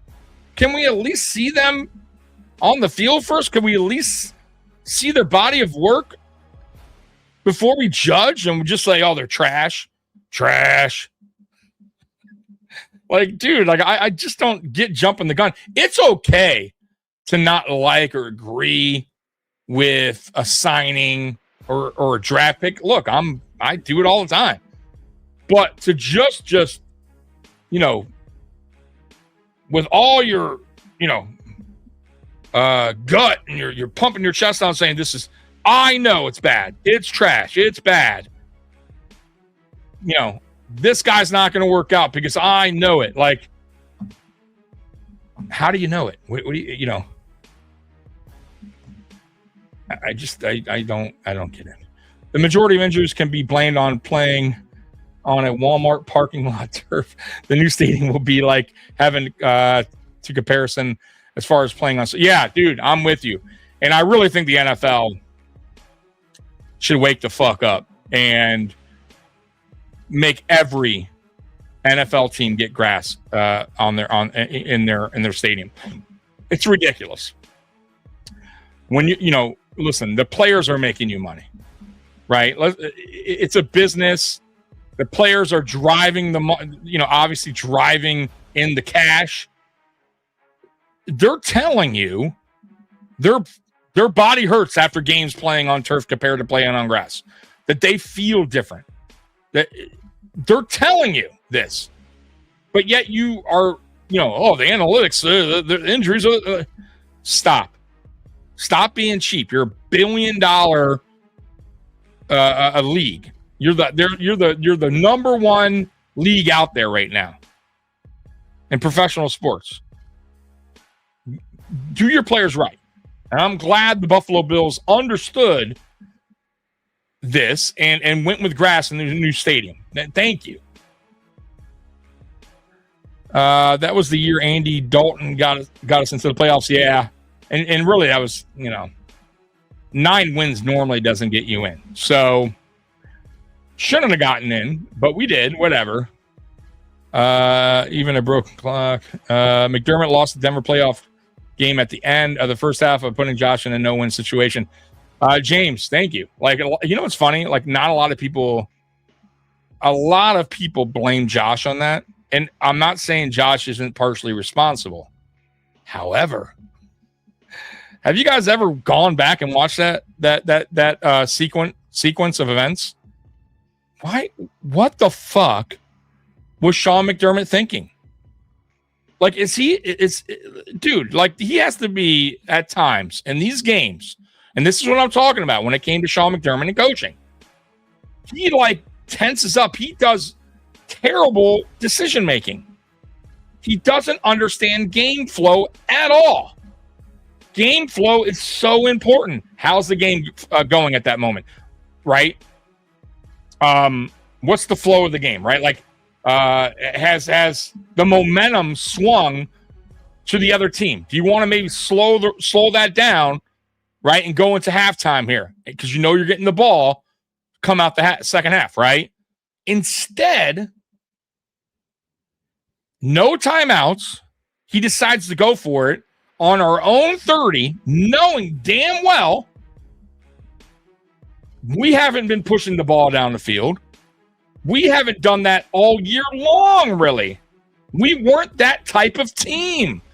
We were a slow, methodical, up and down field offense. That's what we were. Run heavy. We weren't a Los Angeles Rams type team. We didn't have a Puka Nacua, right? Or Tyreek Hill of years ago that can, get a 15-yard catch and run it fucking all the way to the end zone. We didn't have that. And we certainly didn't have it in that game. So what the fuck was he thinking, even putting us in that situation to begin with? And then, of course, Josh was careless with the ball, and we fumbled. but he should have just kneeled it down. You weren't going to do anything with 13 seconds. I think it was like 13 seconds. No timeouts. Like, what are you doing? It made no sense. You know what it reminded me of? The Houston Texans regular season game, where same scenario. We haven't done shit all game long, really offensively. We could probably I think we could take it to overtime at that point. Right? All we had to do is run the ball a couple times, then pretty much the clock will be out. We go in overtime. Instead, what does he do? He throws the ball 3 straight times. Hardly no time went off the clock. Houston wins with a field goal. I mean, and the ball was on our side of the field. We had the ball at our own 20, I think. Like, what are you doing there? He was aggressive when he shouldn't have been, and when he should have been, he wasn't. It's crazy. It was honestly, guys, like mind-boggling. Think about the words "bend, don't break." Oh, Jesus Christ! I can't. I never want to hear that again. It's a straight-up weakness mentality from the jump. I agree. That's some fucking bullshit. Hey, we got a bend, don't break defense. We'll let you get down to the 20 and score a field goal, but we're not going to give you 7. Oh, great. So my defense is going to just give up, field position all game. No problem. Come on down. Come on, man. But we're going to stop you from the end zone. Oh, man. What the fuck kind of defense is that? Oh, playing not to lose. Yeah, fucking bullshit. Depth wins championships. Absolutely it does. Absolutely. No head coach quarterback combination has ever won their first Super Bowl after 5 years together. The clock restarts in Buffalo. Yes, it has. What's up, Tommy? Yo. What up, Sammy? How you doing, brother? I'm trying to catch up to the chat, by the way. I am, and I apologize if I'm way behind. I have no idea how far behind I am, but I will catch up. I'm ecstatic for the new regime, like how JB says he likes the nasty on D. Yeah, absolutely. Dude. Come on, man. If you're not excited right now as a Bills fan going into the 2026 season, I don't know what's wrong with you. I really don't. I don't tell you. Oh, man.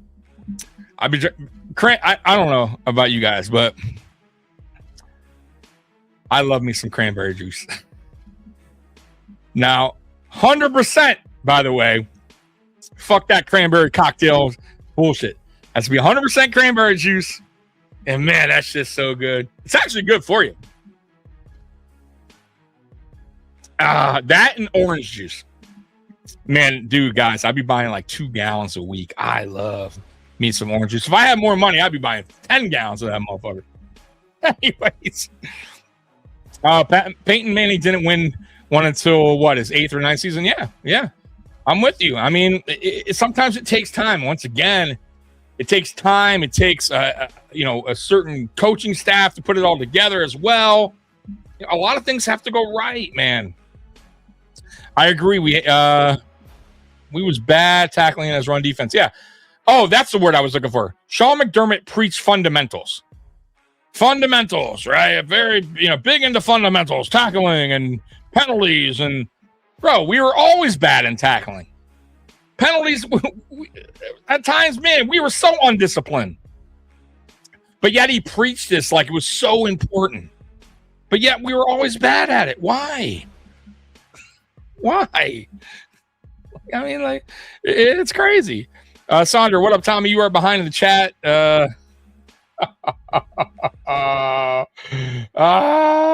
You know what you're going to get hit with. Oh, excuse me. Yep.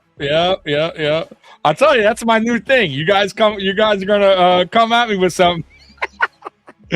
Babbage had no business as DC. Good coach, bad coordinator. Yeah, but that's what McDermott wanted. He wanted that hold. He wanted that power. He didn't want anyone coming in telling him otherwise. You get what I'm saying? To me, that's an ego thing. To me, that's a power trip, right? He didn't want to admit that his defense was broken. Guys, we all knew it. That was a broken defense. That scheme was broken. It might have worked early on, but that shit was broken for the last 3 years. Broken. And he didn't want to admit it. And he wasn't going to let anybody tell him otherwise. And you think he was going to hire a DC that was going to come here like a Leonhard and go, hey, whoa. It's not working, coach. I think we should. No, you could go. You're fired. He wasn't going to hear it. So he did the smart thing for him and hired within guys that weren't going to question him and that weren't going to question him taking over play calling whenever he wanted to. It's amazing. Because McDermott wanted a puppet for his DC. Absolutely. That's all he wanted. He wanted a puppet for his DC and his OC. And, who knows if Brady, listen, Brady was young. He got the opportunity, and I know it's probably tough for, a younger coach that's trying to get that opportunity to say, maybe speak up and be like, maybe we can do things this way. I don't think Brady was there yet, right, to question Sean McDermott, right, and say, hey, do you think maybe we should do this on offense? Like, maybe we should go up tempo more, or, maybe air it out a little bit more, or, take more chances downfield some. I don't think he was going to push that on McDermott. Like, I don't think he wasn't there yet in his coaching career, I don't think, to have that say. You know what I mean? I just don't think he had that. And now he does. Like, look, I'm not totally sold on Brady. I have my concerns. I'm not going to lie. But because of the coaching staff that surrounds him, it may help him grow as a head coach, meaning get better, right? Maybe he listens and takes advice from the older coaches like John Fox. You know what I mean? Just saying, right? Maybe he takes advice from Carmichael, right? Maybe he doesn't have the ego right now of a Sean McDermott. And by the way, I don't care if a coach has an ego if you win it, right? If Joe Brady winds up winning a Super Bowl and he winds up getting this big fucking ego, I don't care. I don't give a shit if he's the cockiest coach in the NFL if you just won me a Super Bowl. Good. But don't have an ego and be the puppet master when you ain't doing shit, when you haven't accomplished anything. And I shouldn't say that. McDermott did get us out of the drought. He was part of the reason, so I'll take that back some. But the ultimate accomplishment, which is a Super Bowl, he did not. And that is the ultimate accomplishment. That is what you're hired to do as a head coach in any profession. NBA, MLB, NFL, soccer, whatever. Like, you don't just come in, you don't just get hired and be like, hey, my goal is just to make this a good team. Like, no, listen, the reality is an owner wants a coach to come in and get a title, bring a title to that town, right? Like, that's the goal. That's the end goal. He didn't reach it. So he failed. No matter how you see it, he failed. Right? Now we move on. And hopefully Brady can achieve that goal. And once again, if he does, and he gets that, swagger about him, and he gets that cockiness, I don't care. He earned it. McDermott never really earned it. He just took it. I don't know why he felt like he, could be that guy. I don't know. it was a defensive scheme that was old. It was old and broken. And besides the punter, Ferguson is the oldest at 30. Okay, see, there you go. I mean, we really don't have an old. I'm telling you, we don't have an old team. Bosa played good at the beginning of the year. He had 4 or 5. Yeah, but we paid him 1 year, $12 million. He only had like 4 sacks all year. I think it was right, like 4. I think he finished with. I mean, that is, and most importantly, he really didn't show up in the playoffs. I mean, and truthfully, that's why they signed him, to be a game wrecker, in the playoffs, and he really wasn't, right? So it wasn't a great signing. Let's be real. That was one of those signings that just didn't work out. I didn't hate him, by the way. You know what I mean? But he's out of his prime, and the body of work shows it, right? Through the last 4 years, 3-4 years of his career, he's not the same guy, right? And that's the reality of the NFL. When you age and you have multiple injuries, it sets you back, and sometimes you just can't get back to what you once were. Joey Bosa falls into that category, and I think they were hoping that, he could be effective in the playoffs and be what we saw early on, but, the course of an NFL season is long, and he just broke down. Let's be real.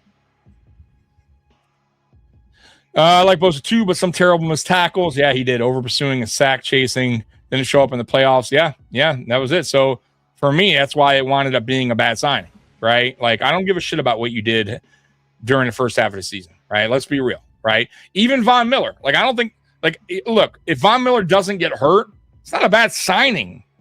He had 8 sacks heading into that Lions game. He was on pace to have 10-plus sacks that year. That would have been a good season. But then he tore his ACL, and that was a wrap. So, unfortunately, when we talk about the Von Miller signing, it's a bad signing because, not to Beane's fault, but it happened, and he got hurt, and he just couldn't get back to where he was, and because of age, it is what it is.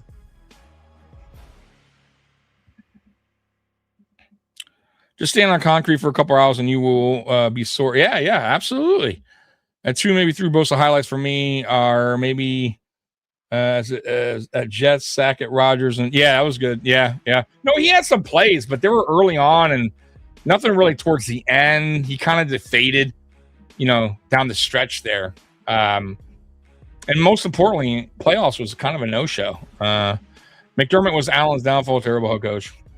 I don't know if he was terrible, but he just wasn't I think he wasn't a good playoff coach. He just wasn't. I don't know what it was. Like, some coaches have it, right? Some coaches don't tighten up in those moments. Andy Reid's and Bill Belichick. Some coaches just, you know what I mean? Like they the big moments don't get wound up in the big moments, right? Like they stay composed, right? McDermott didn't. He just couldn't stay composed, and he made poor decisions, right? He didn't trust his team at times. He played not to lose, which is a bad way of coaching. He for some reason in those moments, he just tightened up, man. He just wasn't a good coach. That's a regular season. Like I said, I felt like he was a pretty good coach. What's everyone's best memory from last year? My favorite is a 3-for-3 on hook and ladders. Yeah, we ran the hook and ladders a few times. Those are pretty cool. We actually execute those very well. Hook and ladders. Baltimore game was probably one of the. Yeah, dude, the Baltimore game was sick. I'm not gonna lie. That first game of the season was crazy, but it also was a warning. It was a red flag, even though we won, that this defense was going to allow some points, right? Right? Like, we were at home and everything, You know what I mean? And getting behind like that in that game at home, getting ran on by Travis Henry again, not having an answer for him again, right? You know what the Baltimore Ravens are going to do there. You know what Travis Henry is going to, what he does well. And yet we still couldn't stop him. Right? Like, our offense had to go crazy at the end there, right? And they had to make mistakes, which they did at the end to get us, back into the game, the Travis Henry fumble.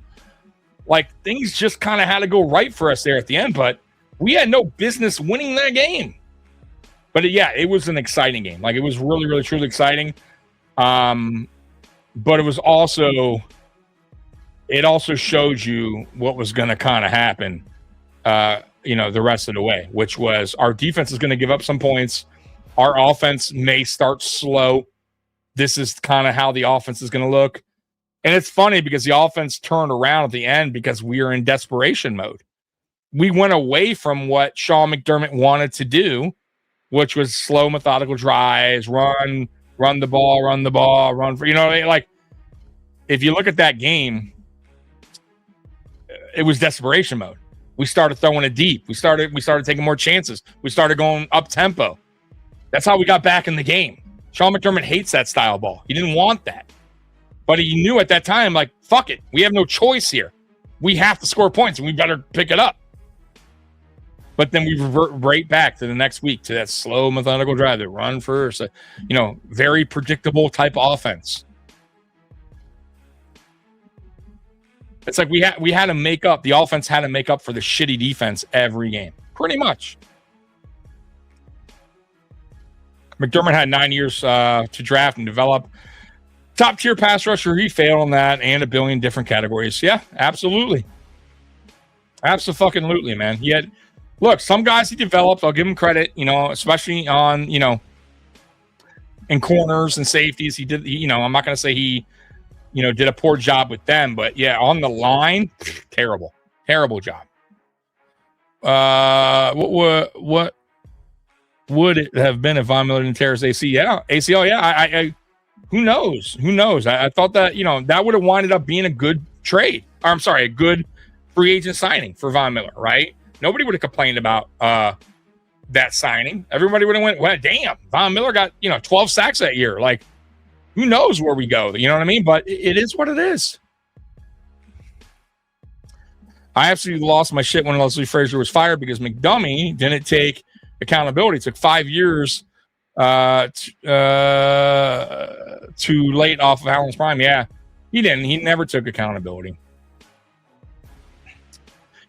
Off subject, but congrats to Josh and Haley on the birth of their daughter. Buffalo has their princess. Yeah. So congrats to Josh and Haley. If you don't know, now you know. They had a baby girl I think this week, in the middle of the week.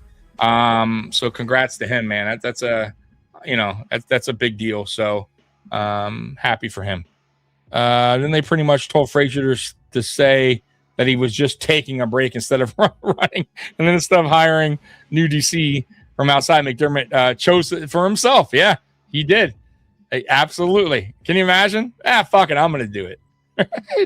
It was no better. It was the same shit. It was the same bullshit. Stevie Johnson and Jim Rome had a good conversation on the Jim Rome show. You should check it out if you haven't. Oh, damn. Stevie was on there? All right, I'll check it out. Thank you. Von Miller's contract should have been 1 to 3 years. Yeah, I know. But I'll tell you what, I'll never bash any of my GMs, like for any of the teams I like, for taking a swing.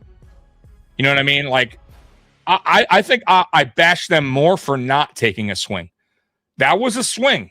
You know what I mean? Like, I get it. Von Miller just came off a Super Bowl win with LA. You know what I mean? He was a big addition there, right? Let's be real. Like he was a big part of the reason why they won a Super Bowl. I get the swing. I'd rather my GM be taking those type of swings than not swing at all. I'm telling you. I want my GM to be aggressive. And at times that Brandon Beane is not aggressive. I want him to have a little bit different mentality moving forward. I really do. I want him to be a little bit more aggressive. It's okay. Listen, I'm not going to kill the guy if it doesn't work out. Whatever move he makes, whatever aggressive thing he does. Like, once again, you got to swing. You got to take chances. You have to. You know, if you're scared in this business, it's not going to probably work out for you. If you're playing it safe, probably not going to work out for you. You got to take chances. You got to be aggressive at time. Not only that, it's the time. Like, the time is now. Like, we're in that window still. The window's still very much open. This is the time where you go all in. This is the time where you're aggressive. Right? I'm just saying, stop worrying about 10 years from now. Right? Like, it's here right in front of you. We have it right here. You got Allen in his prime. Got probably about 4 or 5 years left of prime Allen. Go out there, be aggressive, get that Super Bowl.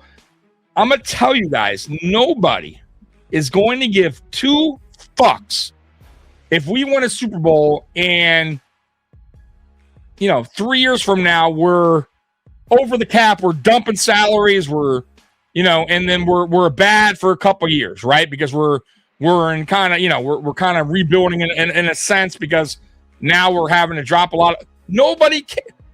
I promise you, nobody will give 2 shits if we have a Super Bowl. Nobody. Because we haven't gotten one. Right? We have never gotten a Super Bowl. Like, if we get a Super Bowl, ain't nobody complaining, years from now when, fuck, man, we had to go all out for, to win a Super Bowl. No, dude. Yeah, okay. So, right. Yeah, and we got one. Fucking great. And we'll be back again, right? Let's clean it up and we'll be back. Remember LA? Remember LA, guys? They did the same shit. LA went all in. Boom. Remember? They got Vaughn. They went all, they traded for Matt Stafford. Bro, they went all, they said, fuck it. We're gonna boom, put all our chips in. Fuck it. We'll pay the price down the road. We don't give a fuck. Let's load the fuck up. Because we believe we got the right coach, right? We just traded for Matt Stafford. We know we got the guy in town now. Let's make it fucking happen. And they did. And then they were bad for a couple years, and they're right back to being good. You can do that. Gotta be a little aggressive. The real deal is we are competing with the Patriots more than ever before. They have 11 draft picks this year, 8 and 9 next year, and are actively working for AJ Brown. Beane is on the look, man, once again, you still got to put it on. It could look good on paper, sound good, but it has to go onto the football field, right? Let's not crown them yet, right? Let's not do that yet. The draft picks still got to work out, right? We don't know. We don't know that that's all going to happen. We don't know that AJ Brown's going to have a good chemistry with the quarterback in May. We don't know that yet. We don't even know what our team is going to be with this new defensive scheme. So I'm not worried about what the Patriots are doing. I'm not worried. To be honest, I don't give a fuck.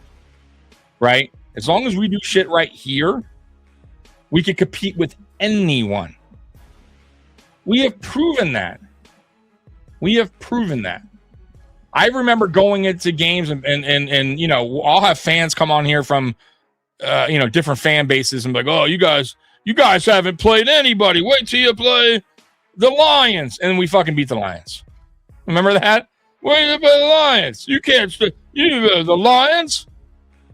Wait till you play this team. I remember going against Baltimore the first time in the playoffs. Lamar's gonna run all over you guys. You can't stop Lamar. We stopped. Like, we can compete with anyone. Super Bowl winning Kansas City Chiefs came down to most of the time the last drive of the game. And we're talking about Super Bowl champion Kansas City Chiefs. We're giving them the biggest dogfight out of any team, the Buffalo Bills. That's fucking right. The Buffalo Bills. We lost. Yeah, we did. But boy, that shit was no walk in the park for them. They had to earn that motherfucker. We could compete with anyone. Any Sunday. I don't give a fuck what anyone says. Like, that's one thing I will say about this team.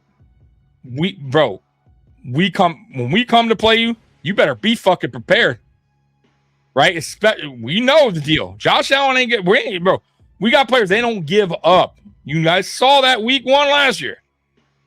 They got dog in them. They got fight in them. That's why I love this team. I do. I love a lot of the players on this team. We compete with anyone. I don't give a fuck what roster you got. I don't care.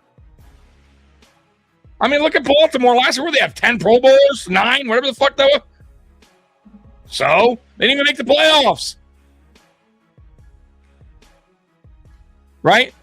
Remember, people had Jacksonville beating us in the playoffs last year, remember? I remember Jacksonville fans coming into my podcast talking hella shit. We beat Jacksonville. In Jacksonville. I remember Denver fans, no, we lost.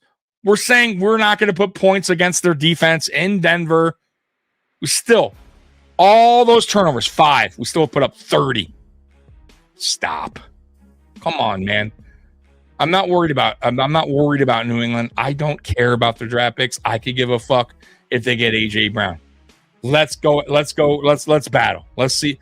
We're gonna battle. We'll see what's up, and let the best team win. And that's all. We'll see you in the playoffs because I know we're going. Not worried, man. Not worried. Is bro actually in the Mafia? Crazy stutter by the way, I don't know what you're talking about. I don't know what you're talking about. At least y'all didn't miss wide left this year. At least y'all didn't miss wide left this year. I don't know. No idea what you're saying. You ripping me, shredding me? Okay. I don't know what you're talking about. I mean, is that dude, you could troll me. I don't give a fuck. Wide left. You could give a fuck. Buffalo would have put up a 50 bagger on Denver without those 5 turnovers. Yeah, I mean, maybe we definitely would have put up more points. I'll tell you what the downfall or what started that snowball of turnovers was really the James Cook fumble. We were driving fine. James Cook don't fumble there. We're putting up easily 3. Right? And that the momentum really, honestly, once that happened, it went in Denver's favor. It was tough to get it back. And then after that, it was kind of just a back and forth contest for, in the second half. But, in that first half, once that fumble happened, the momentum swing was huge in Denver's favor. Big time. I mean, they had that. That's why I felt like, McDermott was such a fucking idiot for going for it. Or being aggressive there at the end of the first half. Like, don't you see what's going on here? Kneel the ball. Go into the half. Figure this shit out. Instead, you got this thing getting out of control. Right? What are you doing? This is fucking insane. If we are a competitive team with McDummy, imagine what we're going to do with a offensive-minded like Joe Brady. Let's fucking go. Yeah, man. I'm excited, man. I truly am. I feel, I feel like this team finally, can focus back on the offense, surround Josh Allen or start building around Josh Allen again. And really getting back on defense, track on defense as well. Like, our defense just has been lost, right? Our defense has not been, it hasn't been something we could rely on over the last 3 years, right? Like, that's the truth. The truth is we always knew that we needed to be perfect on offense in the playoffs in order for us to have an opportunity to reach the Super Bowl. And that's asking a lot, guys. Like, That really, truly is. You know, the best teams are the most well-balanced teams. I mean, look at Seattle last year. Seattle was a very good defense and a very good offensive team. Well-rounded. They took care of business in the playoffs. Their defense stepped up when they needed to, and their offense made plays when they had to. You know, those are the teams that win it. We just haven't been well-rounded. It's been a Josh Allen get it done team, right?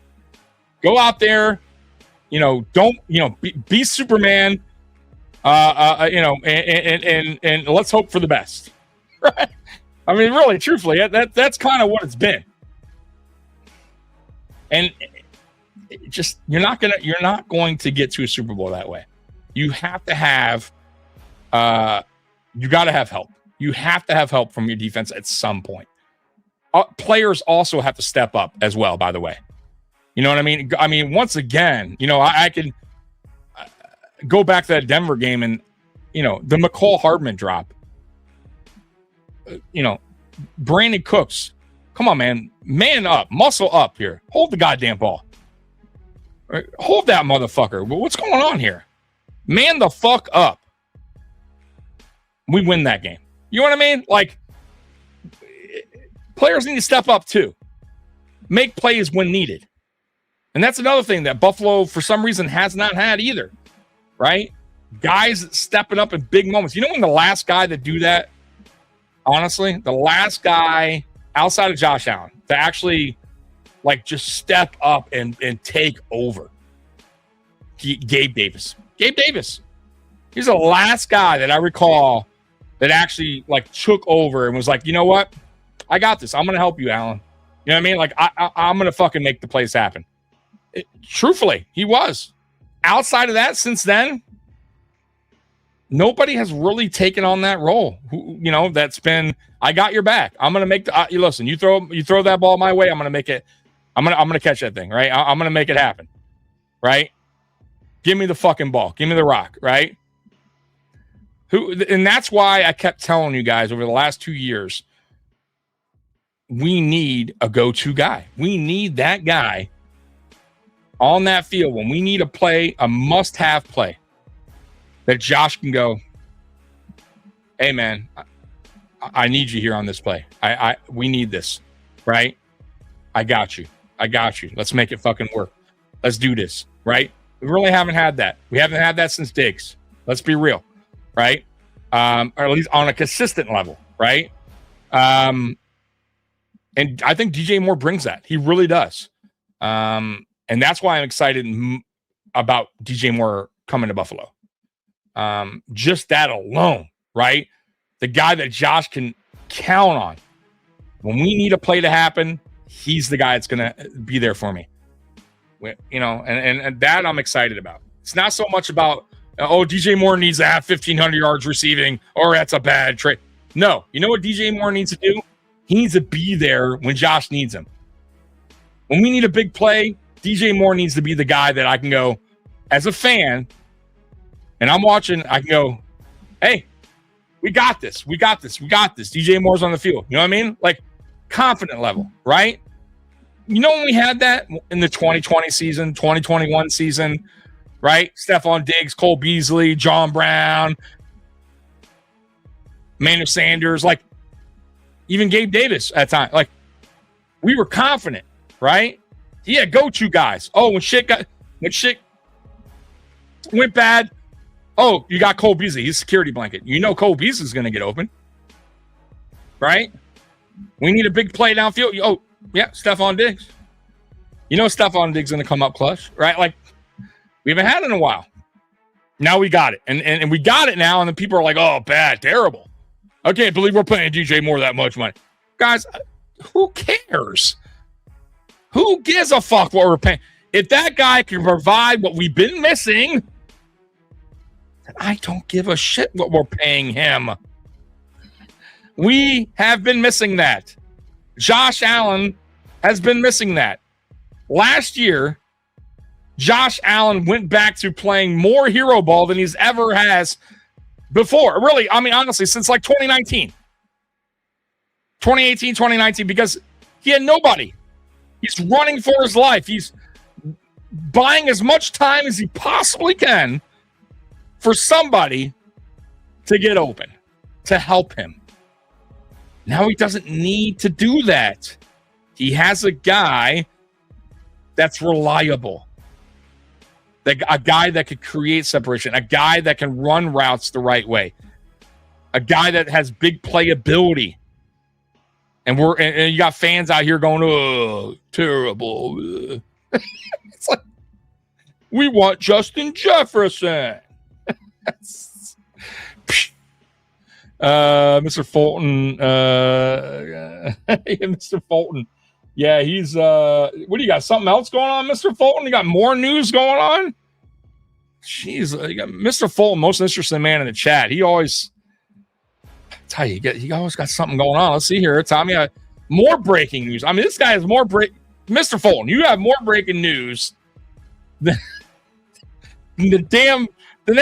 CNN, Fox, you are. This is why you're the most interesting man in the chat. I mean, I gotta say, Tommy, I have breaking news. The legendary, that's right, you told me, Chubby Checker is still alive, the age of 84, and he sings "Let's Twist Again," and he can still do the twist. All right, look at that, still do the twist. You know what? I don't know if I could do the twist. If I do the twist, I might pull my back. I am that out of shape now. So, good for Chubby Checker. That's good. Hope he's able to come back. Yeah, man. All right, guys. So 2 hours and 30 minutes in. You know what? I'll get to some things. Why not? So I find this kind of interesting. So the top NFL quarterbacks with the highest career earnings ever. Okay, before I go on this list, and don't cheat. You heard me. You guys. I'm talking about you guys in the fucking chat. Give me some quarterbacks who you feel were the top 5 highest career earnings ever. Go ahead and put them in the chat. I'll give you some time. I'll give you some time here while I have some cranberry juice. So refreshing. So refreshing.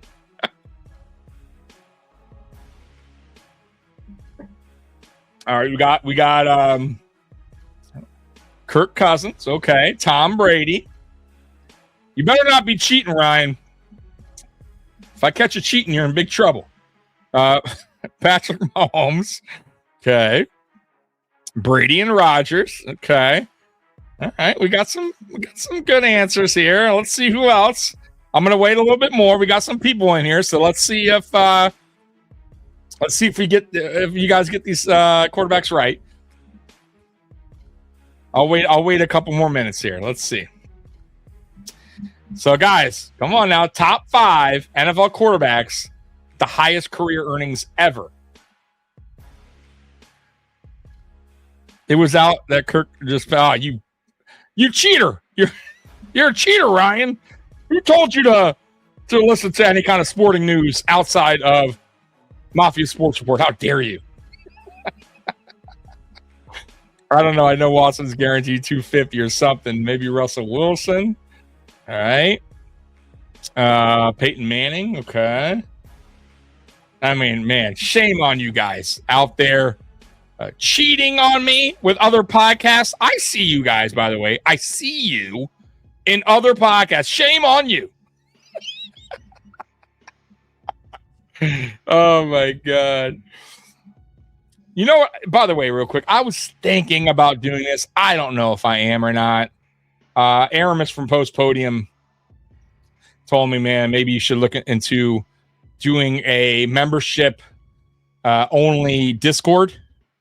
I don't know if my audience, I don't know if you guys would, if you guys would want to do that. He charges $1.99, like $2. I'd probably do the same thing.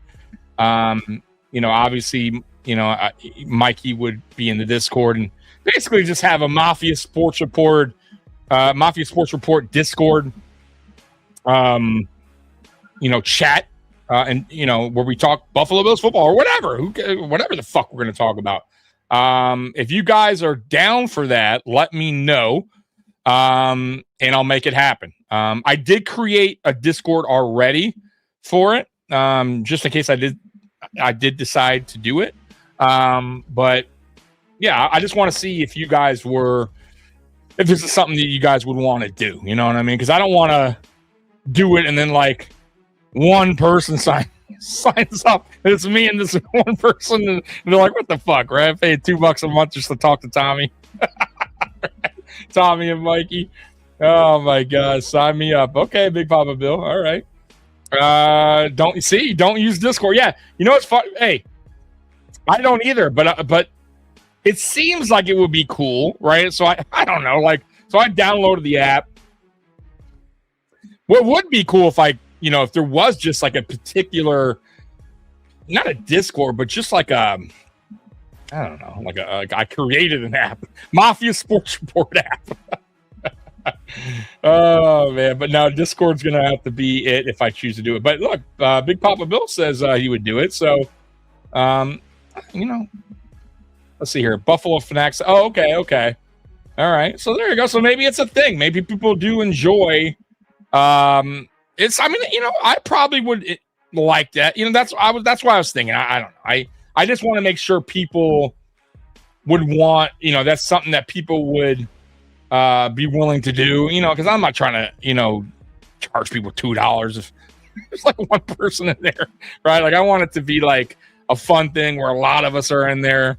Talking daily, right? About anything too. It doesn't need to necessarily be Buffalo Bills football talk all the time. But anyways, let's get to this list because it looks like that's about it for you guys guessing. So top 5. Number 5, Russell Wilson at $317 million.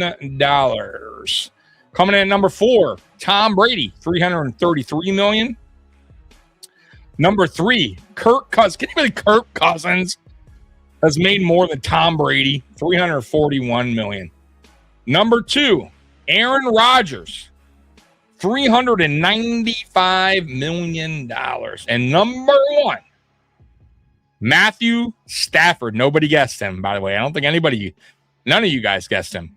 $408 million, Matthew Stafford. So you guys kind of all had it right, except for Matthew Stafford. I don't think anybody had Matthew Stafford in the chat, and I didn't either. When I looked at this list, I didn't know about Kirk Cousins either, to be honest with you. But yeah, I knew Tom Brady would be there. I knew Aaron Rodgers would be on that list. But I did not. I don't know why I didn't think about Stafford at all. Did not think about Stafford. So, yeah, Matthew Stafford, $408 million. Oh, I didn't think about Russell Wilson either. I did not think about Russell Wilson being on that list. So, yeah, there's your top 5 highest paid earnings for a quarterback ever. Stafford, wouldn't have guessed it. Yeah, had Wilson though. Yeah, you guys were kind of right. I mean, a lot of you guys have pretty much had it except for Matthew Stafford, which is wild, right? Do I have anything else for tonight? Yeah, I don't think you guys care about that. I don't think you guys give a shit about that. I'm just looking at, you know what? Why not? We'll do this real quick. You want to see what mock drafts are looking like right now? You care about that shit? I mean, I'll go through it real quick if you guys give a shit. Let's see here. So this is the ESPN mock draft. So this is Miller's picks. And predictions rounds 1 through 7. So here we go. So round 1, this is Miller, whoever the hell Miller is, from ESPN. I don't know whoever the fuck Miller is. I barely watch like any of these national sports guys anymore. So anyways, Las Vegas, Fernando with the number 1 pick, Fernando Mendoza. The Jets, they're having Arvell Reese at edge. Cardinals, he has Francis Magoa, offensive tackle. He's a beast, by the way, from Miami. Tennessee, they got them taking Jeremiah Love, running back from Notre Dame. Caleb Downs for the Giants, safety out of Ohio State. Man, I can barely talk. Carnell Tate going to the Cleveland Browns, 6th pick. Washington, Mansour Delane, cornerback. David Bailey, the Saints. The Chiefs, Ruben Beane. No. I hope not. Fucking Chiefs. Bengals, Sonny Styles. Mekhi Lemon to the Dolphins. Cowboys, Jerry McCoy. Rams, Spencer Fano, whatever. Baltimore Ravens, Kenyon Sadiq, tight end. Tampa Bay, CJ Allen. Jordan Tyson to the Jets. Lions, Monroe Freeling, offensive tackle. Vikings, Dylan Thieneman. Carolina, can't even pronounce his name, so I'll just say Anna, guard, Penn State. Dallas Cowboys, Warren, safety. Pittsburgh, Caden Trotter. Chargers, Cassius Howell, edge. Akeem Mesidor, there goes Akeem Mesidor to the Eagles. Cleveland Browns, Brandon Cease. Chicago Bears, Peter Woods. And here comes the Buffalo Bills pick, Omar Cooper Jr. Omar Cooper Jr. Would you be happy with Omar Cooper Jr. if that was accurate? Would you like it? Most of these mockers are dumbass. And I agree. And honestly, like, that's why, like, I don't mind doing a mock draft here and there with Mikey and you know, whatever. Like, but I don't know. I find, like, at times it just gets, you know, it just gets a little boring to me. Look, at the end of the day, most of these mock drafts, they're inaccurate. And most of the mock drafts you're going to do simply aren't going to be what the Bills do, right? So, you know, it's fun, and, you know, it's fun for a little bit, but then it kind of gets repetitive and old, and you're just ready for the draft to start. But anyways, if the Bills did draft Omar Cooper Jr. out of Indiana, would you guys be happy with that draft pick? Let me know. Dude's a slot receiver, though. I think we don't need more. Okay, I get you. It's fun, though. It's fun, though. Yeah, it is. You know, but I think after a while, though, it gets a little repetitive. You know what I mean? Like, I don't mind doing a couple, but So, no, we have a no. So, more slot receiver. Yeah, I wouldn't be thrilled about that, honestly. I'd probably trade back rather than take Omar Cooper Jr. So to finish out this guy's mock, Caleb Lemieux, San Francisco, Blake Miller, offensive tackle, Clemson, Kansas City again gets a pick. They take Terrell. Dolphins get another pick. They take Colton Hood. Patriots get Caleb Banks, and Seattle takes Keldrick Falk. All right. I won't go through the rest of the rounds because that's who cares. All right. So I think that's it for me for tonight, man. I've been on here 2 hours and 40 minutes, man. So I had a blast with you guys tonight. I appreciate you guys rocking with me as always, man. As you guys know, man, like, you guys lead the way. Honestly, you guys steer the ship, as I always say, with this channel. Really, I mean, this is what, really, honestly, man, this is what Mafia Sports Report's all about. It's about you guys, the chat, and I appreciate you guys, man. So I'll be back on Sunday for 2003 Buffalo Bills Down and Drought series. If you're interested, it's a good watch, a trip down memory lane, and I will be live at 1 p.m. So appreciate you guys, and yeah, no problem, man. Appreciate you guys. So have a good night, Bob. Have a good night, everybody. Thank you guys, Vader, Bob, Paul, everybody that rocked with me tonight. All the super chats. Appreciate you guys. You guys rock, man. I'll see you Sunday at 1 p.m. Bills Mafia, love you. And as always, go Bills. I'm out of here. Peace. Just let your soul go. Just let it shine through. Just let